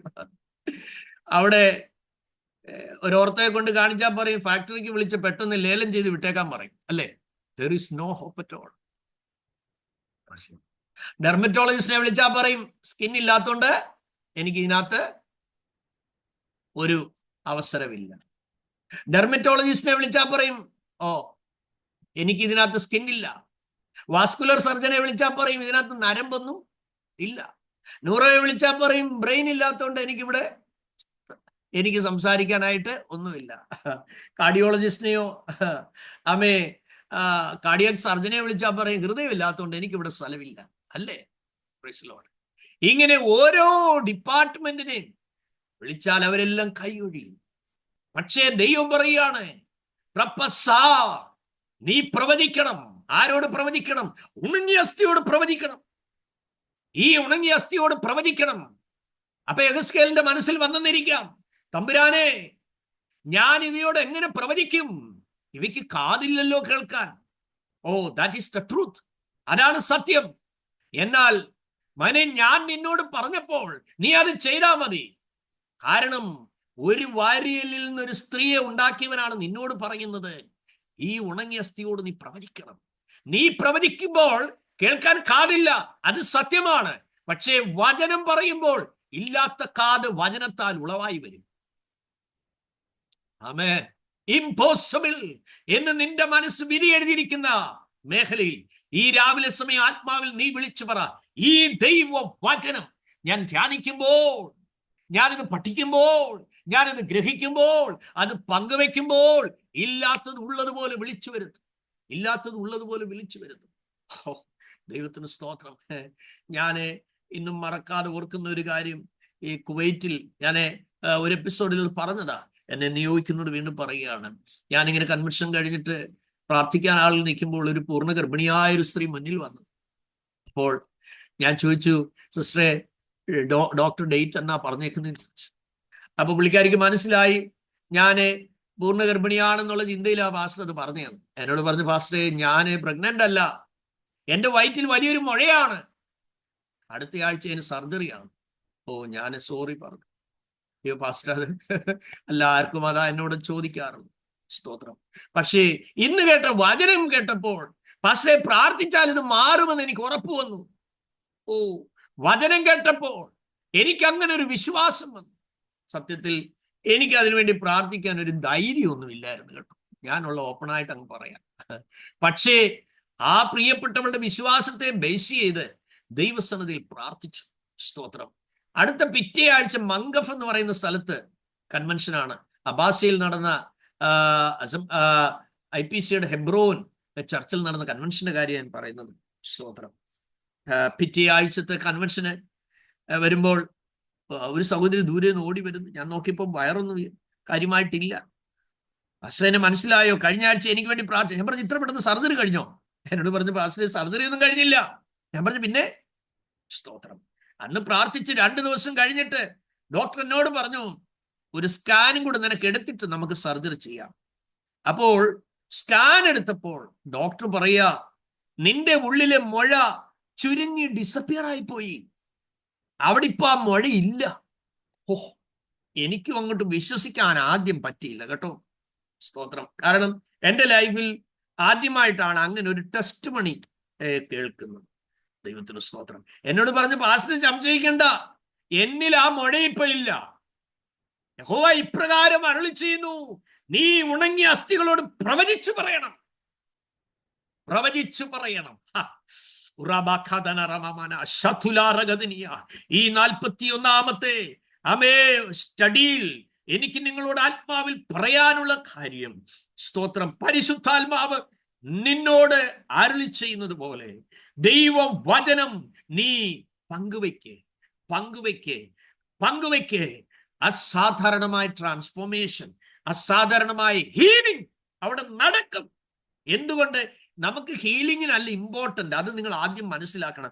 കർത്താവ് ഈ ഗിരിപ്രഭാഷണത്തിൽ ഒറ്റ മിറക്കളും ചെയ്തതായി നമ്മൾ അവിടെ കാണുന്നില്ല. സ്തോത്രം. ഇറങ്ങി വന്നപ്പോഴാണ് പിന്നെ ഹീലിംഗിന് ചിലർ ഓടി വരുന്നത്. ഹീലിംഗിനല്ല ഇമ്പോർട്ടന്റ്, പക്ഷേ ആരോഗ്യത്തോടെ നമ്മൾ ഇരിക്കണമെന്ന് ദൈവത്തിന് നിർബന്ധമുണ്ട്. എന്തിനാ ഈ ആരോഗ്യം തരുന്നത്? ഈ വചനപ്രകാരം ജീവിക്കാൻ വേണ്ടിയാണ്. എന്തിനാണ് ദൈവം ആയുസ് തരുന്നത്? ഈ വചനം ലോകത്തോട് അറിയിക്കാനാണ്. ദൈവം നമുക്ക് സ്ഥാനമാനങ്ങൾ തരുന്ന എന്തിനാണ്? അനുഗ്രഹിക്കപ്പെട്ടവരായ പൊസിഷനിൽ ഇരുന്നു കൊണ്ട് എൻ്റെ കുഞ്ഞുങ്ങൾ എൻ്റെ രാജ്യത്തിനു വേണ്ടി സ്ട്രോങ് ആയി നിൽക്കണം. ഇതിനാണ്. മർക്കോസിന്റെ സുവിശേഷം 16-ാമത്തെ അധ്യായം അതിന്റെ അവസാനത്തെ വേദഭാഗം നിങ്ങൾ ഒന്ന് ചിന്തിച്ചു നോക്കിയട്ടെ. Y miracles? എന്തിനാണ് അത്ഭുതങ്ങൾ നടക്കേണ്ടത്? സ്തോത്രം. Mark chapter 16 verse 19 and 20. ഇങ്ങനെ കർത്താവായ യേശു അവരോട് അരുളി ചെയ്ത ശേഷം സ്വർഗത്തിലേക്ക് എടുക്കപ്പെട്ടു. ദൈവത്തിന്റെ വലത്തുഭാഗത്തിരുന്നു. അടുത്ത എന്താ എഴുതിയിരിക്കുന്നത്? അവർ പുറപ്പെട്ടു എല്ലായിടത്തും പ്രസംഗിച്ചു. ദെൻ എന്താ എഴുതിയിരിക്കുന്നത്? കർത്താവ് അവരുടെ കൂടെ പ്രവർത്തിച്ചു. ആമേൻ. വായിച്ചാട്ടെ റൊണാൾഡ്. കർത്താവരുടെ കൂടെ പ്രവർത്തിച്ചു. കൂടെ പ്രവർത്തിച്ചപ്പോ എന്താ സംഭവിച്ചത്? അവരാൽ നടന്ന അടയാളങ്ങളാലും വചനത്തെ നോക്കുക.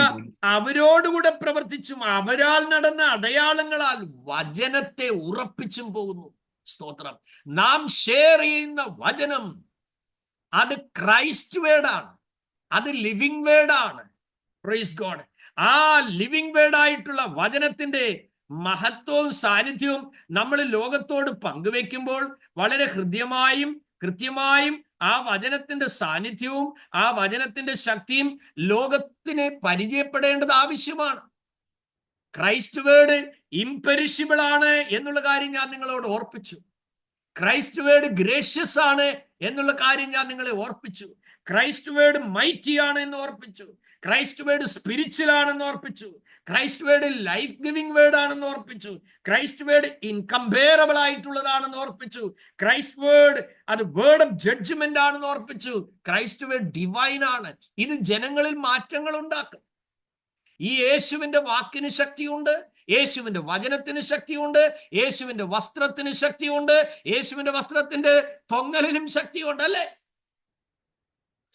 ഈ കേൾക്കുന്ന വചനം ആളുകളോട് പങ്കുവെക്കുമ്പോൾ പ്രകൃതിയിന്മേൽ അധികാരമുള്ള കർത്താവിന്റെ വചനമാണ് ഇത് എന്ന് നമ്മൾ ലോകത്തോട് പറയുകയാണ്.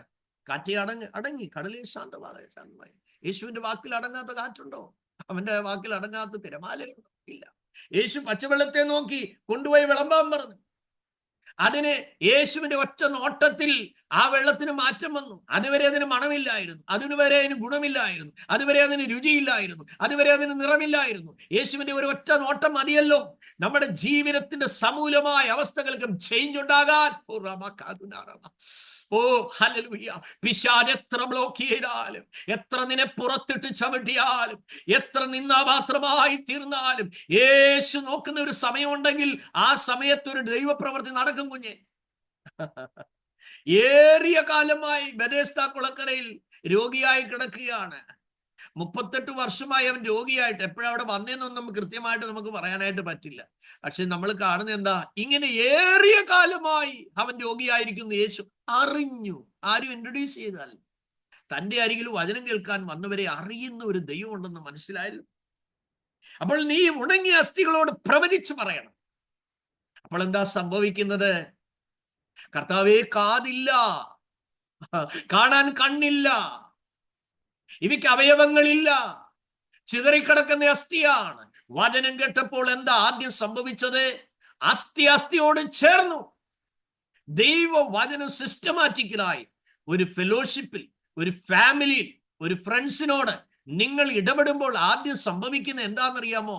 ഈ സ്പ്ലിറ്റായ ജീവിതം തന്നെ യൂണിറ്റിയിലേക്ക് വരും.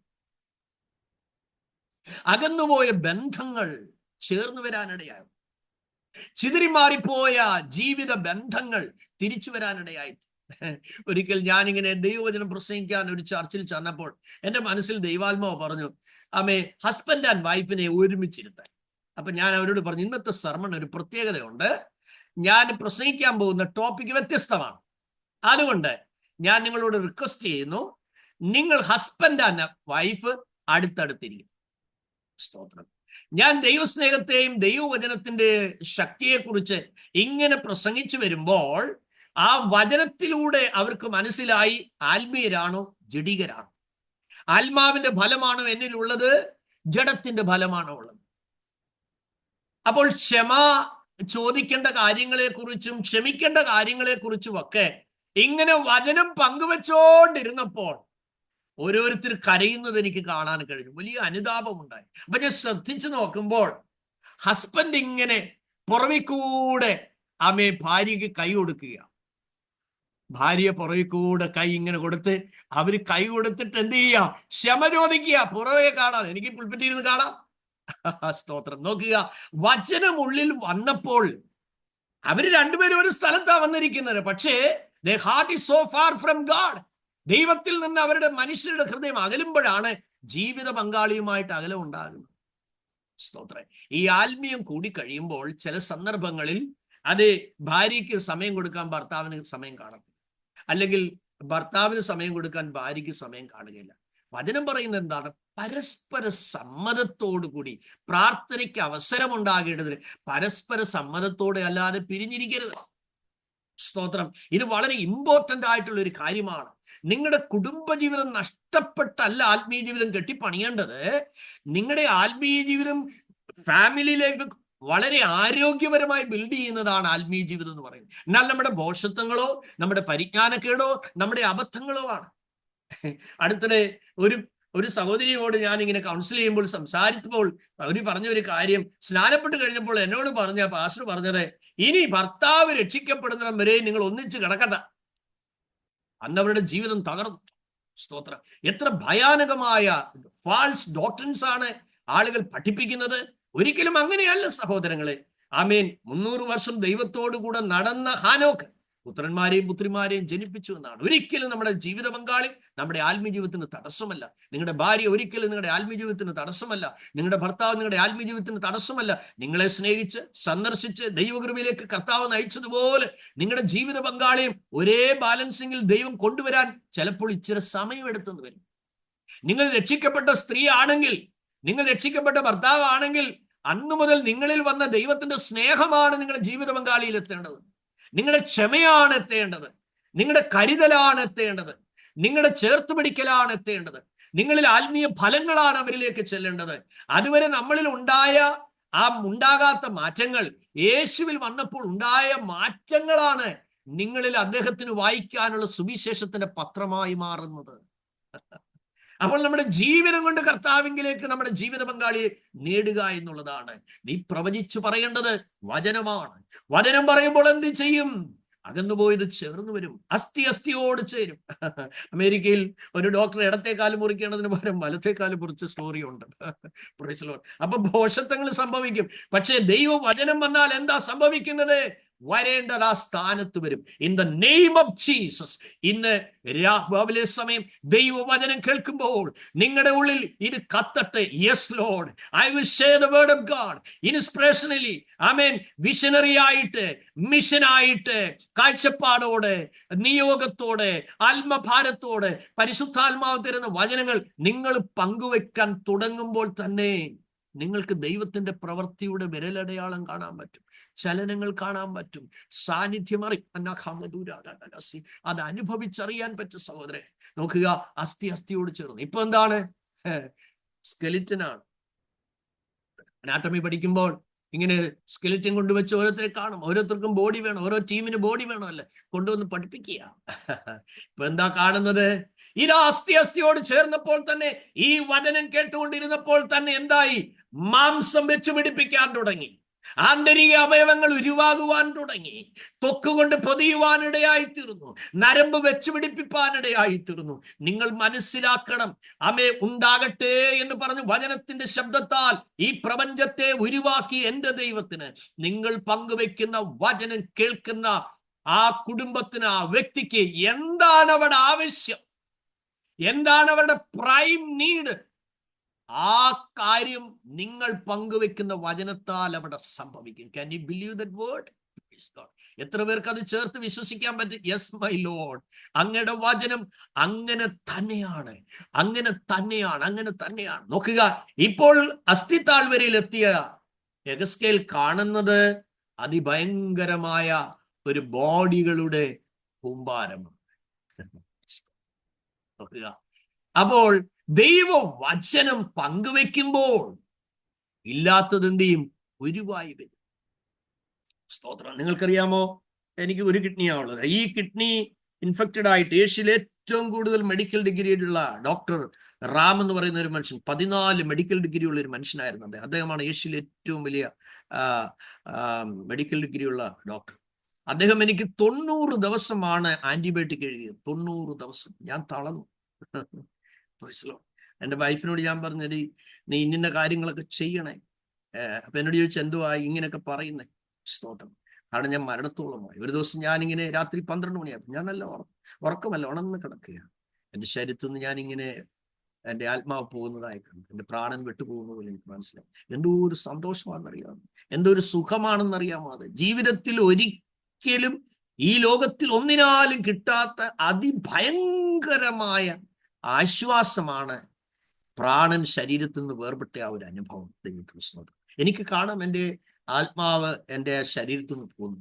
ദൈവത്തിന് സ്തോത്രം. ഞാനിങ്ങനെ പോകുമ്പോൾ വീണ്ടും അല്പം കഴിഞ്ഞപ്പോൾ ഇതൊരു ഊഹാഭോഗമോ, ഇതൊരു സ്വപ്നമോ, ഇതൊരു എക്സാജറേഷനോ അല്ല പറയുന്നത്, എൻ്റെ ലൈഫാണ് പറയുന്നത്. ദൈവത്തിന് സ്തോത്രം. എൻ്റെ ആ ശരീരത്തിലേക്ക് പിന്നെയും ആ ആത്മാവ് മടങ്ങി വന്ന ഒരു അനുഭവം എനിക്കുണ്ട്. അങ്ങനെ 3 പ്രാവശ്യം ഉണ്ടായി. 3-ാം പ്രാവശ്യം ഞാനിങ്ങനെ കർത്താവ്, അത് വലിയ സന്തോഷമാണ്. ആമേൻ, സ്തോത്രം. മരണത്തെ ഭയപ്പെടേണ്ട ഒരു കാര്യമില്ല എന്നുള്ള കാര്യം ഞാൻ ദൈവമക്കളോട് ഓർപ്പിക്കാം. ദൈവത്തിന് സ്തോത്രം. 3-ാമത്തെ പ്രാവശ്യം ഞാൻ കർത്താവിനോട് ചോദിച്ചു, കർത്താവേ, എനിക്ക് കുറെ പ്രോമിസുകൾ എന്നോട് പറഞ്ഞിട്ടുണ്ടല്ലോ, എൻ്റെ മിനിസ്ട്രി തീർന്നോ? ദൈവത്തിന് സ്തോത്രം. എൻ്റെ മിനിസ്ട്രി തീർന്നെങ്കിൽ ഞാൻ കൂടെ വരാം. എൻ്റെ മിനിസ്ട്രി തീർന്നില്ലെങ്കിൽ ഞാൻ ഇപ്പൊ വരണോ? 90 days ആയിട്ട് ആന്റിബയോട്ടിക് കഴിച്ച് കിടക്കുക.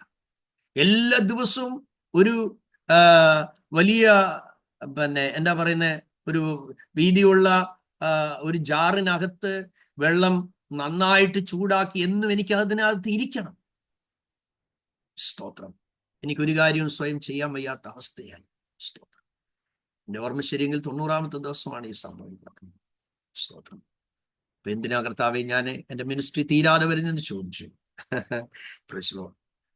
അന്നത്തെ ദിവസം എൻ്റെ ശരീരത്തിന് കംപ്ലീറ്റ്ലി ഹീലിംഗ് ആയി. നമ്മൾ ചില സമയത്ത് എല്ലാം അവസാനിച്ചെന്ന് തോന്നും, ഇനി മുന്നോട്ട് മൂവ് ചെയ്യാൻ കഴിയത്തില്ലെന്ന് തോന്നും. ബട്ട് കർത്താവ് നമ്മളെ പഠിപ്പിക്കുകയാണ്. അതുകൊണ്ട് ഏത് ട്രാജഡിയും മഹത്വത്തിനാണ്, ഏത് ഡിസ്ട്രക്ഷനും മഹത്വത്തിനാണ്, ഏത് സിക്കും മഹത്വത്തിനാണ്. ഏത് പെയിനകത്തും കർത്താവിൽ എൻജോയ് ചെയ്യാൻ, നിങ്ങളുടെ വേദനകളെ, അതെ, ദൈവത്തിന്റെ ആ നമുക്ക് കിട്ടുന്ന പെയിൻ. ഒരിക്കൽ ദൈവത്തിന്റെ ദാസനായ കണ്ണൂരിൽ വന്ന് നാഗൽ സാഹിബ് ഇങ്ങനെ കർത്താവിന്റെ വേല ചെയ്യുമ്പോൾ അദ്ദേഹത്തോട് ഇങ്ങനെ ചോദിച്ചു, അല്ലയോ സാഹിബേ, നീ അമേരിക്കൻ സുഖങ്ങളെല്ലാം വിട്ടിട്ട് നീ എന്തിനാണ് ഇവിടെ വന്ന് ഈ ചൂടുമൊക്കെ അനുഭവിച്ച് ഇങ്ങനെ കർത്താവിന്റെ വേല ചെയ്യുന്നത് എന്നിങ്ങനെ ഒരാൾ ചോദിച്ചപ്പോൾ പറഞ്ഞു. അപ്പൊ അദ്ദേഹം എഴുതിയ പാട്ടാണ്, തേടുവാൻ ജഡത്തിൻ സുഖത്തിന് ഇപ്പോഴല്ല സമയം, സ്വന്തം നാട്ടിൽ ദൈവമുഖം കാണുകയത്രേ അഞ്ചിനം. ദൈവത്തിന് സ്തോത്രം. കൊട്ടിയൂർ അമ്പലത്തിന്റെ ആ സമീപത്തായിട്ടുള്ള ഒരു സ്ഥലത്ത് അദ്ദേഹം ഇങ്ങനെ പ്രസംഗിച്ചുകൊണ്ട് നിൽക്കുമ്പോൾ ആന എഴുന്നള്ളത്തുണ്ടായപ്പോൾ ആനപ്പാപ്പാനോട് പ്രമാണി പറഞ്ഞു, ആ നിൽക്കുന്ന സായിപ്പിനെ, ഉപദേശിയെ ചവിട്ടിക്കൊന്നേക്കാൻ പറഞ്ഞു. നിനക്കറിയാമോ നടന്ന സംഭവം? ആന ഉപദേശിയുടെ മുന്നിൽ വന്നപ്പോൾ മുട്ടുകുത്തി സലാം വെച്ചു. സ്തോത്രം. ഇന്നലെ രാത്രിയിൽ എനിക്ക് നമ്മുടെ ലൈസ എനിക്കൊരു സ്മോൾ വീഡിയോ ഇട്ടു തന്നു. ആ വീഡിയോ ഇതാണ്. അതിനകത്ത് രത്നച്ചുരുക്കം. ദൈവം കരുതുന്ന വിധങ്ങളെ കുറിച്ച് ഒരു പൈതൽ പ്രസംഗിക്കുകയാണ് യുഎസിലെ. 50 വർഷത്തിന് മുമ്പ് തന്റെ വല്യപ്പച്ചനും വല്യമ്മച്ചിയും കർത്താവിന്റെ വേല ചെയ്തപ്പോൾ അവരെ നടത്തി ഏറ്റവും അതിപ്രധാനമായ സാക്ഷ്യം പറയാൻ ആ കൊച്ചുമോൻ അമ്മച്ചിയോട് ആവശ്യപ്പെട്ടപ്പോൾ പറഞ്ഞൊരു കാര്യം, അവരൊരു മലയിൽ താമസിക്കുന്നു, അപ്പച്ചനും അമ്മച്ചിയും പട്ടിണിയിലാണ്, ഒന്നും കഴിക്കാനില്ല. പക്ഷേ അതിന്റെ തൊട്ട് ഇപ്പുറത്തെ മലയുടെ കുന്നിൽ താമസിക്കുന്ന വീട്ടിലെ മുട്ടയിടുന്ന 21 കോഴി വരിവരിയായി വീട്ടിലേക്ക്. അവർ നോക്കി നിൽക്കുമ്പോൾ ഇവരുടെ എരുത്തിൽ കയറി 21 കോഴികളും മുട്ടയിട്ടേച്ച് തിരിച്ചു പോവുക. അപ്പോൾ ഈ മുട്ട മുഴുവൻ പറക്കിക്കൊണ്ട് ഈ വീട്ടിലെ അമ്മച്ചി ആ വീട്ടിൽ ചെന്നിട്ട് അവരോട് പറഞ്ഞതാണ്ട്, ഇത് ഞങ്ങളുടെ മുട്ടയല്ല, നിങ്ങളുടെ കോഴികളെല്ലാം കൂടെ വന്ന് ഇവിടെ ഒന്ന് മുട്ടയിട്ടു. പറഞ്ഞു, ഞങ്ങളുടെ അച്ഛനും മുട്ടയും ഇഷ്ടമല്ല, കോഴിയും ഇഷ്ടമല്ല, അതുകൊണ്ട് കൊണ്ടുപോകും. ദൈവം നിങ്ങൾക്ക് വേണ്ടി തന്നതാണ്. നിങ്ങൾക്കറിയാമോ, അവരുടെ ദാരിദ്ര്യത്തിന്റെ നാളിൽ ഒരു കാലഘട്ടം വരെ എല്ലാ ദിവസവും ആ മലയിൽ നിന്ന് മുഴുവൻ കോഴികളും വരിവരിയായി വന്ന് ഇവിടെ മുട്ടയിട്ടേച്ച് തിരിച്ചു പോവുമായിരുന്നു. അധ്വാനിക്കാത്ത, ഒരു തീറ്റയും കൊടുക്കാതെ. ഞാൻ പറഞ്ഞു വന്ന കാര്യം, ദൈവവചനം നിന്നെ അന്ത്യത്തോളം നടത്തും. കർത്താവ് അറിയുന്ന പോലെ ആരും നിങ്ങളെ അറിയത്തില്ല, കർത്താവ് കരുതുന്ന പോലെ ആരും നിങ്ങളെ കരുതത്തുമില്ല. Praise God. ഉണങ്ങിയ അസ്ഥികളോട് പ്രവചിച്ചപ്പോൾ അവയവങ്ങൾ വന്നു, അകത്ത് വരേണ്ട അവയവങ്ങൾ വന്നു, പുറത്ത് നടക്കേണ്ടതും നടന്നു. പക്ഷെ അവയ്ക്ക് ജീവനില്ലായിരുന്നു. അപ്പോൾ പ്രവാചകനോട് പറയുന്നു, നീ ഈ നിഹതന്മാർ ജീവിക്കേണ്ടതിന് പ്രവചിക്കേണ്ടതിനി കാറ്റിനോടാണ്, പ്രകൃതിയോടാണ്. പ്രാർത്ഥിക്കുന്നതിന് പ്രകൃതിയിൽ അധികാരമുണ്ടല്ലേ? സ്തോത്രം.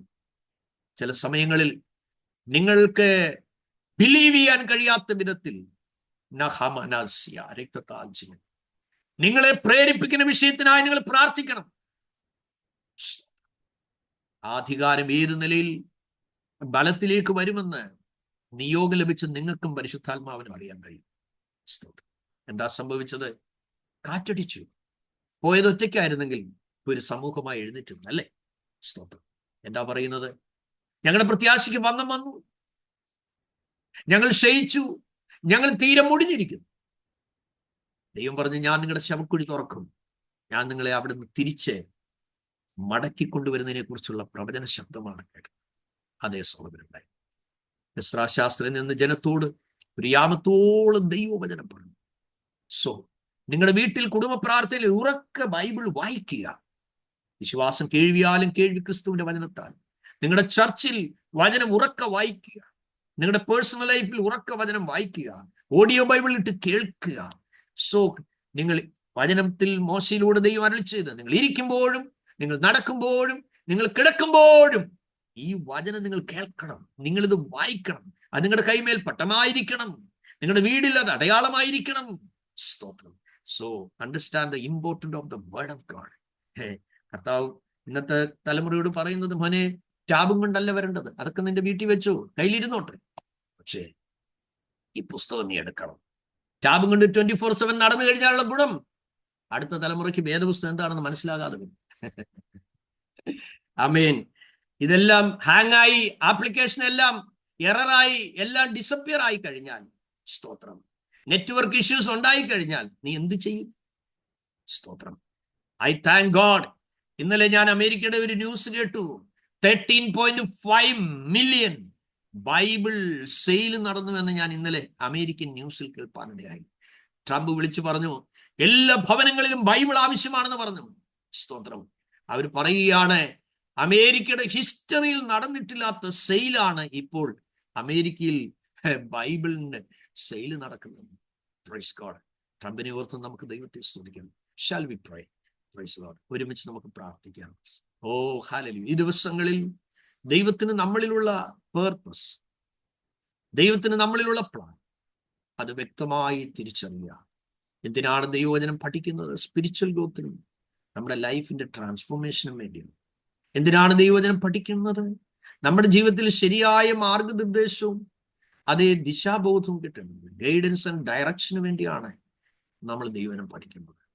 എന്തിനാണ് ദൈവവചനം പഠിക്കുന്നത്? ഈ വചനം നമുക്ക് കംഫർട്ടാണ്, നമുക്ക് അഷുറൻസ് തരുന്നതാണ്. ഈ ദൈവവചനം എന്തിനാണ് പഠിക്കുന്നത്? നമ്മുടെ ഫെയ്ത്ത് ബിൽഡ് ചെയ്തെടുക്കാൻ വേണ്ടിയാണ്. എന്തിനാണ് ഈ ദൈവവചനം പഠിക്കുന്നത്? ശരിയായ കൂട്ടായ്മ, ഫെലോഷിപ്പിന് വേണ്ടി. എന്തിനാണ് നാം ഈ ദൈവവചനം പഠിക്കുന്നത്? ഒരു ധാർമ്മികമായ സെറ്റപ്പിന് വേണ്ടിയാണ്, മോറൽ ഫ്രെയിം. എന്തിനാണ് ദൈവവചനം പഠിക്കുന്നത്? അത് ധൈര്യത്തിന് വേണ്ടി, അല്ലെ പ്രാർത്ഥിക്കാനുള്ള എൻകറേജ്മെന്റ് ടു പ്രേ. ആമേൻ. ആ പ്രാർത്ഥനയ്ക്ക് കുറെ കൂടെ പ്രോത്സാഹനം കിട്ടേണ്ടതിന് വേണ്ടിയാണ്. എന്തിനാണ് നാം ദൈവവചനം പഠിക്കുന്നത്? ശരിയായ പ്രത്യാശയും പ്രതീക്ഷയും അല്ലെങ്കിൽ ഹോപ്പ് ആൻഡ് എക്സ്പെക്ടേഷൻ നമ്മൾ ഉണ്ടാകാൻ വേണ്ടിയാണ്. എന്തിനാണ് ദൈവത്തിന്റെ വചനം പഠിക്കുന്നത്? റിലേഷൻഷിപ്പ് ബിൽഡ് ചെയ്യുവാൻ. ആമേൻ. അകത്തുള്ളവരോടും പുറത്തുള്ളവരോടും നമ്മുടെ ജീവിതം ശരിയായ നിലയിൽ ബന്ധങ്ങൾ പുനഃസ്ഥാപിക്കുവാനും ആരോഗ്യപരമായ ബന്ധത്തിലേക്ക് നയിക്കുവാനും വേണ്ടിയാണ്. എന്തിനാണെന്ന് ദൈവവചനം പഠിക്കുന്നത്? നമ്മുടെ ലൈഫ് സ്റ്റൈൽ, നമ്മുടെ ലൈഫ് സ്റ്റൈൽ ചേഞ്ച് ചെയ്യേണ്ടതിന് വേണ്ടിയാണ്. നമ്മുടെ ജീവിതം മൊത്തത്തിൽ ഒരു അഴിച്ചുപണി, അല്ലെ ജീവിത ശൈലിയിലുള്ള മാറ്റങ്ങൾക്കാണ്. അതേ സഹോദരങ്ങളെ, നാം കേട്ടുകൊണ്ടിരുന്നത് ഇത് തന്നെയാണ്. ശരിയായ നിലയിൽ യേശുവിന്റെ രക്തം ചെയ്യും. ദൈവസനയിൽ വളരെ സമർപ്പണത്തോടെ നമുക്ക് ദൈവസന്നിധിയിൽ ഏൽപ്പിക്കാം. റീന ബോസ് പ്രാർത്ഥിച്ചാണ്. Oh Jesus, thank you Jesus. Hallelujah. സ്തോത്രം സ്തോത്രം സ്തോത്രം. നന്ദിയോട് സ്തുതിക്കുന്ന കർത്താവെ, സ്തോത്രം ചെയ്യുന്ന ഞങ്ങളെ സ്നേഹിക്കുന്ന ഞങ്ങളുടെ സ്വർഗീയ നല്ല പിതാവേ, കർത്താവെ നല്ല സമയത്തിനായി നന്ദിയോടെ സ്തുതിക്കുന്ന കർത്താവെ, സ്തോത്രം ചെയ്യുന്നു. ഞങ്ങളെ സമ്പൂർണ്ണമായി സമർപ്പിക്കുന്ന കർത്താവെ, കർത്താവെ അവിടുത്തെ സന്നിധാനത്തിൽ ഇരുപ്പാൻ കർത്താവെ അവിടുന്ന് ഞങ്ങളെ സഹായിച്ച കൃപയ്ക്കായി നന്ദിയോടെ സ്തോത്രം ചെയ്യുന്ന പിതാവേ. അപ്പ സ്തോത്രം. സ്വർഗം അവിടുത്തെ സിംഹാസനം, ഭൂമി അവിടുത്തെ പാദപീഠമാണല്ലപ്പ. അവിടുത്തെ പാദപീഠത്തെങ്കിൽ കർത്താവെ അവിടുത്തെ മുഖത്തേക്ക് അടിങ്ങൾ നോക്കുന്നു കർത്താവെ. യഹോവയിലേക്ക് നോക്കിയവരാരും ലജ്ജിച്ചു പോയില്ലല്ലോ കർത്താവെ. അവരുടെ മുഖം പ്രകാശിതരായല്ലോ കർത്താവെ. ആമേൻ. സ്തോത്രം. പിന്നെയും ഉറപ്പും ധൈര്യമുള്ളവരായി കർത്താവിന്റെ മുഖത്തേക്ക് സന്തോഷത്തോടെ നോക്കുവാൻ അടികളുടെ മേൽ കർത്താവിന്റെ കൃപ അധികം പകരുമാറാകണമേ എന്ന് പ്രാർത്ഥിക്കുന്നു പിതാവേ. കർത്താവെ അവിടുത്തെ പാദപീഠത്തിലായിരിക്കുന്ന കർത്താവെ എല്ലാ പ്രിയപ്പെട്ടവരെ ഓർത്ത് പ്രാർത്ഥിക്കുന്നു, സ്തോത്രം ചെയ്യുന്നു നാഥ. കർത്താവിന്റെ ദാസനെ കർത്താവിന്റെ കരങ്ങളിലേക്ക് സമർപ്പിച്ച് പ്രാർത്ഥിക്കുന്നപ്പ ദിവസങ്ങളിൽ കർത്താവ് കേൾപ്പിച്ചുകൊണ്ടിരിക്കുന്ന കർത്താവെ, ഹല്ലേലൂയ, ആലോചനകൾക്കായി ദൂതുകൾക്കായി കർത്താവെ നന്ദിയോടെ സ്തോത്രം. കർത്താവെ തന്റെ ജീവിത സാക്ഷ്യങ്ങൾക്കായി നന്ദിയോടെ സ്തോത്രം കർത്താവെ. ആമേൻ. അവിടുന്ന് ജീവിപ്പിക്കുന്ന കർത്താവാണല്ലോ നാഥ. നന്ദിയോടെ സ്തോത്രപ്പ. കർത്താവെ ജീവിത സാഹചര്യങ്ങളെല്ലാം കർത്താവിന്റെ കരങ്ങളിലേക്ക് സമർപ്പിക്കുന്നു, അടികളെ സമ്പൂർണ്ണമായി സമർപ്പിക്കുന്നു. പ്രിയപ്പെട്ടവരെ ഓർക്കുന്നു, തലമുറകളെ ഓർക്കുന്നു അപ്പ. കർത്താവിന്റെ ദാസനെ കർത്താവെ കുടുംബമായി തലമുറകളായി കർത്താവെ അവിടുന്ന് അനുഗ്രഹിക്കണമേ, മാനിക്കണമേ എന്ന് പ്രാർത്ഥിക്കുന്നു. പിന്നെയും കർത്താവെ അവിടുത്തെ ബലമുള്ള കരങ്ങൾ കർത്താവെ അധികമായി കർത്താവിന് വേണ്ടി പ്രയോജനപ്പെടുവാൻ ദൈവമേ അവിടുന്ന് സഹായിക്കുമാറാകണമേ എന്ന് പ്രാർത്ഥിക്കുന്നപ്പ. അവിടുത്തെ അഭിഷേകത്തിന്റെ ശക്തി വ്യാപരിക്കട്ടെ അപ്പ. ശുശ്രൂഷകളെ അവിടുന്ന് മാനിക്കണമേ, ആവശ്യങ്ങളിൽ കർത്താവിന്റെ കൃപ വ്യാപരിക്കണമേ എന്ന് പ്രാർത്ഥിക്കുന്നു. ഹല്ലേലൂയ. സ്തോത്രം. അനേകർക്ക് അനുഗ്രഹമായി തീരുവാൻ, ആശ്വാസമായി തീരുവാൻ, തിരുനാമ മഹത്വമായി തീരുവാൻ കർത്താവ് പിന്നെ അവിടുന്ന് ഉപയോഗിച്ചു. മഹത്വം മഹത്വം കർത്താവെ. ഉണങ്ങിയ അസ്ഥികൾക്ക് ആമേൻ ജീവനും മാംസവും കൽപ്പിച്ച കർത്താവെ, ആമേൻ. സ്തോത്രം സ്തോത്രം. ജീവന്റെ അവസ്ഥകൾ കർത്താവെ അടികളുടെ മേൽ, അടികളുടെ ജീവിത സാഹചര്യങ്ങളുടെ മേൽ കർത്താവെ അവിടെ നയിക്കുമാറാകണമേ. ആമേൻ. സ്തോത്രം. പ്രകൃതിന്മേൽ അധികാരമുള്ള കർത്താവെ നന്ദിയോടെ സ്തോത്രം അവിടുത്തെ കരങ്ങളിലേക്ക് സമ്പൂർണ്ണമായി സമർപ്പിച്ച് പ്രാർത്ഥിക്കുന്നു. സ്തോത്രം. വെള്ളത്തിന്മേൽ പരിവർത്തിച്ച പരിശുദ്ധാത്മാവിന്റെ ശക്തി ആമേൻ അടികളുടെ മേൽ അവിടുന്ന് പ്രവർത്തിക്കണമേ പ്രാർത്ഥിക്കുന്ന ഈ നാളുകൾ കർത്താവെ അവിടുത്തെ വചനത്തിങ്കിൽ കർത്താവെ പ്രാപിക്കുന്നത് അടികളുടെ ജീവിതത്തിൽ കർത്താവ് അത് പ്രാക്ടിക്കലാക്കി തീരുവാൻ കർത്താവ് സഹായിക്കുമാറാകണമേ. അടികൾ അനേകർക്ക് അനുഗ്രഹമായി തീരുവാൻ, കർത്താവിന്റെ നാമമഹത്വമായി തീരുവാൻ സഹായിക്കുമാറാകണമേ എന്ന് പ്രാർത്ഥിക്കുന്നു. കർത്താവിന്റെ കരങ്ങളിലേക്ക് സമ്പൂർണ്ണമായി സമർപ്പിക്കുന്നു. എല്ലാ പ്രിയപ്പെട്ടവരെ ഓർക്കുന്നു നാഥ. കർത്താവെ സ്തോത്രം. കർത്താവെ അവിടുത്തെ നാമമഹത്വത്തിന് അടികളെല്ലാം തീർക്കണമേ. കർത്താവിന്റെ നാമവുമായി നടക്കുവാൻ, കർത്താവെ ഓടുവാൻ ഈ നാളുകളിൽ കർത്താവ് അടികളെ സഹായിക്കുമാറാകണമേ. അനേക ആത്മാക്കൾക്ക് വിടുതലായി തീരുവാൻ അടികളെ ഉപയോഗിക്കുമാറാകണമേ എന്ന് പ്രാർത്ഥിക്കുന്നത്. അടികൾ കർത്താവെ അവിടുത്തെ നാമത്തിൽ കൊടുക്കുന്ന ബൈബിളുകൾ, ട്രാക്റ്റുകൾ എല്ലാം കർത്താവ് അത് ജീവൻ അതിൽ വ്യാപരിക്കുവാൻ കർത്താവ് ഇടയാക്കുന്നതിനായി സ്തോത്രം ചെയ്യുന്ന കർത്താവെ സമ്പൂർണ്ണമായി സമർപ്പിക്കുന്ന അതാ. കർത്താവ് പ്രാർത്ഥന കേട്ടതിനായി സ്തോത്രം. വൈകിട്ടത്തെ സെക്ഷനിലേക്ക് ഒരുമിച്ച് കടന്നു വരാൻ സഹായിക്കണമേ. തിരുനാമ മഹത്വം എടുക്കണമേ. പ്രാർത്ഥന കേട്ടതിനായി സ്തോത്രം. സകലമാന മഹത്വം യേശുവിന്, സകല യേശു ക്രിസ്തുവിന്റെ നാമത്തിൽ അപേക്ഷിക്കുന്ന കൃപയോട് കേട്ടിരുമല്ലോ മാറാകണമേ. ആമേൻ. Sister Anju, pray please. Amen. Thank you Jesus. Hallelujah. സ്തോത്രം കർത്താവേ. ഞങ്ങൾ സ്തുതിക്കുന്നു, ആരാധിക്കുന്നു, നന്ദി പറയുന്നു പിതാവേ. യേശുവേ സകല സാഹചര്യങ്ങൾ കർത്താവെ വിവിധങ്ങളായ രാജ്യങ്ങളിൽ നിന്ന് വിവിധ പ്രൊഫഷനിൽ ഇരിക്കുന്ന ഞങ്ങൾ ഓരോരുത്തരെയും കർത്താവെ അവിടുത്തെ പരിശുദ്ധാത്മാവ് വിളിച്ച് വേർതിരിച്ച് ഞങ്ങളെ കൂട്ടിക്കൊണ്ടുവന്ന വലിയ കൃപയ്ക്കായി സ്തോത്രം കർത്താവെ. യേശു ഞങ്ങൾ ഈ വചനത്തിന്റെ മുമ്പിൽ ഇരിക്കുമ്പോൾ കർത്താവെ അത് ഞങ്ങളുടെ ജീവിതത്തിൽ രൂപാന്തരം വരുത്തുന്നതിനായി സ്തോത്രം ചെയ്യുന്നു കർത്താവെ. യേശുവെ അവിടുന്ന് ഞങ്ങളുടെ മേൽ കരുണ കാണിക്കണേ പിതാവേ. യേശുവെ ഞങ്ങൾ കേൾക്കുന്ന വചനം ഞങ്ങളുടെ ജീവിതത്തിൽ ശക്തിയായി മാറേണ്ടതിന് കർത്താവ് ഞങ്ങളുടെ മേൽ കരുണ കാണിക്കണം കർത്താവ്. ഇത് ഞങ്ങൾക്ക് ഗൈഡൻസ് ആയി നേരായ വഴിയെ നയിക്കുവാൻ, ഞങ്ങളുടെ ജീവിതത്തെ ഡിസിപ്ലിൻ ചെയ്യാൻ, മറ്റുള്ളവരെ ബിൽഡ് ചെയ്തെടുക്കുവാൻ കർത്താവെ, സ്വർഗത്തിന് വേണ്ടി എഴുന്നേൽക്കുന്ന ധൈര്യമുള്ള മക്കളായി മാറുവാൻ, കുടുംബത്തെ മക്കളെ പണിതെടുക്കുവാൻ കർത്താവ് ഞങ്ങളെ സഹായിക്കണം യേശുവെ. യേശുവെ ഈ ലോകത്തിൽ ബ്രോക്കൺ ഫാമിലീസ് ഒത്തിരി ഉള്ളപ്പോൾ ജീവിത മാർഗങ്ങളിൽ നിന്ന് നേരായ കർത്താവ് ആഗ്രഹിക്കുന്ന ജീവിതങ്ങളിൽ നിന്ന് മാറി തെറ്റായ ജീവിത രീതികളിലേക്ക് പോകുന്ന ഒത്തിരി ആളുകളുണ്ടല്ലോ കർത്താവെ. ഇതിന്റെ നടുവിൽ കർത്താവെ സ്വർഗത്തിന് സാക്ഷ്യമുള്ള കുടുംബങ്ങളായി മക്കളെ വളർത്തുവാൻ, ജീവിത പങ്കാളിയോടൊത്ത് ജീവിക്കുവാൻ, കർത്താവിനെ സേവിക്കുവാൻ, ശുശ്രൂഷിക്കുവാൻ കർത്താവ് ഞങ്ങളെ ഓരോരുത്തരെയും കർത്താവെ അവിടെ നിന്ന് പണിതെടുക്കണേ, ഡിസിപ്ലിൻ ചെയ്യണേ. ഞങ്ങളിൽ ഒരു സെൽഫ് ഡിസിപ്ലിൻ ദൈവവചനത്തെ പ്രതി ഞങ്ങൾക്ക് നൽകണമേ കർത്താവെ.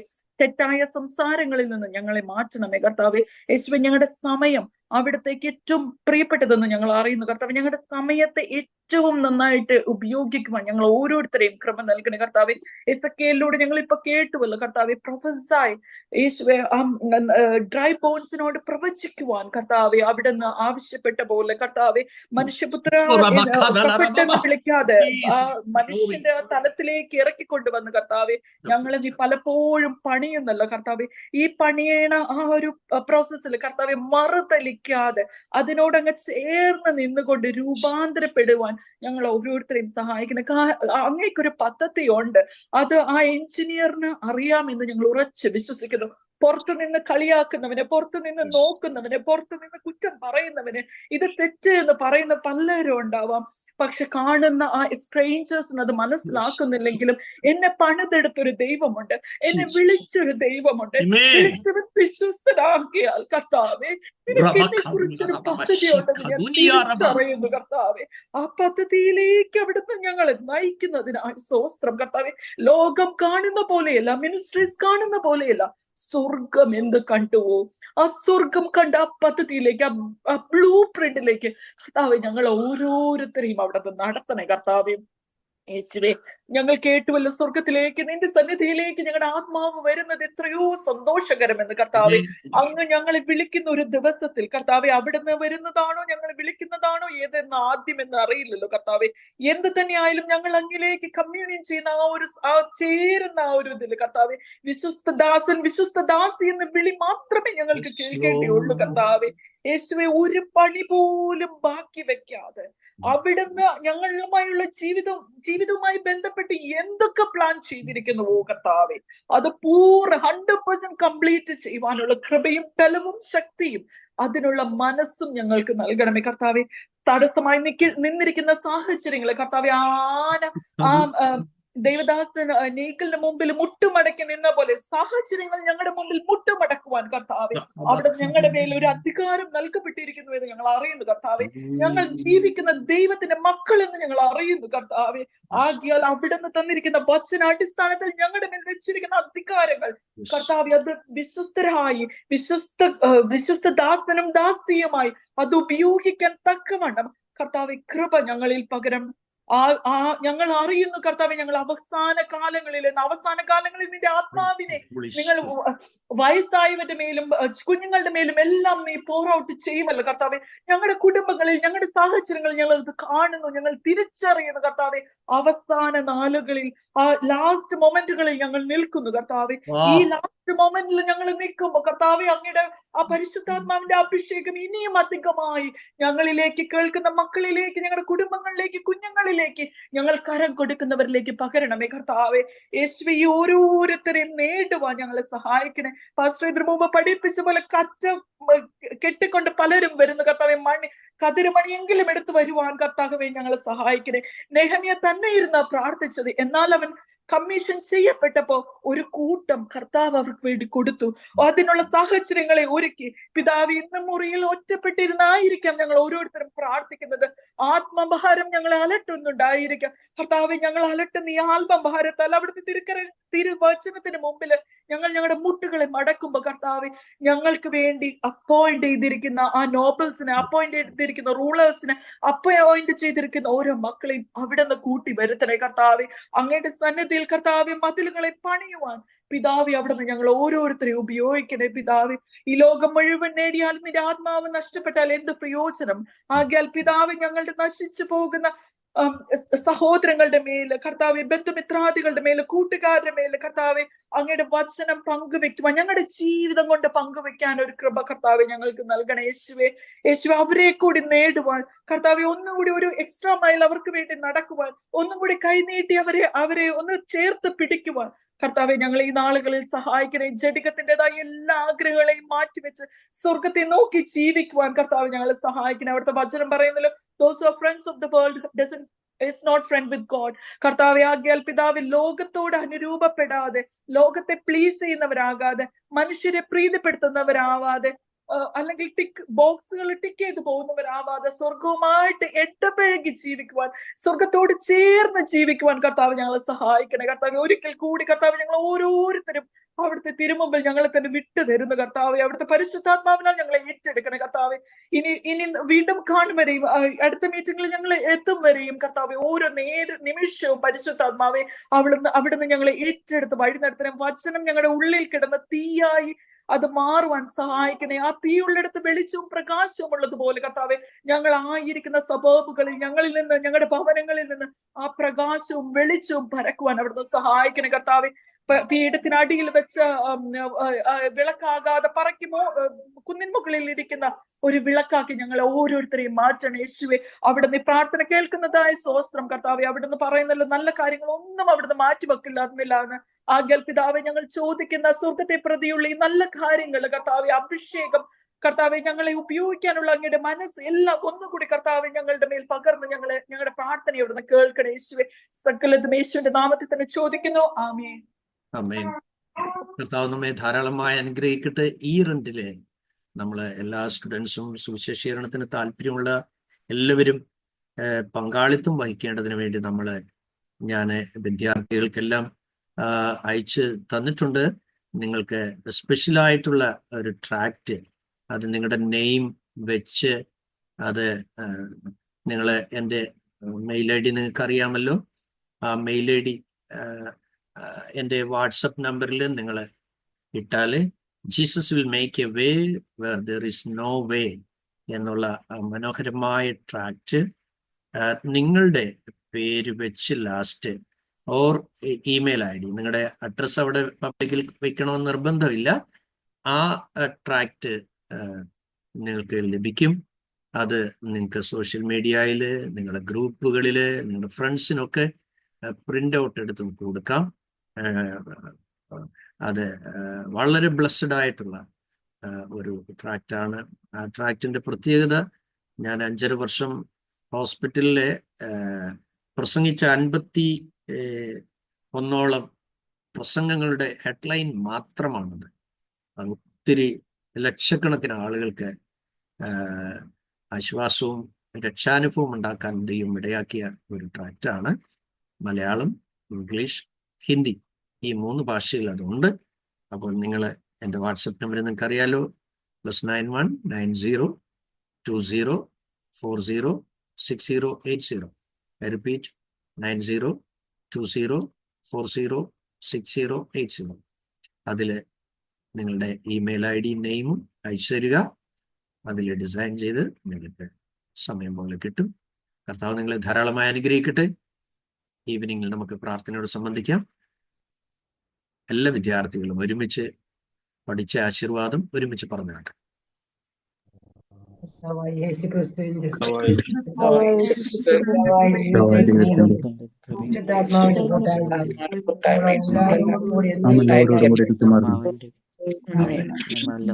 God bless you everyone.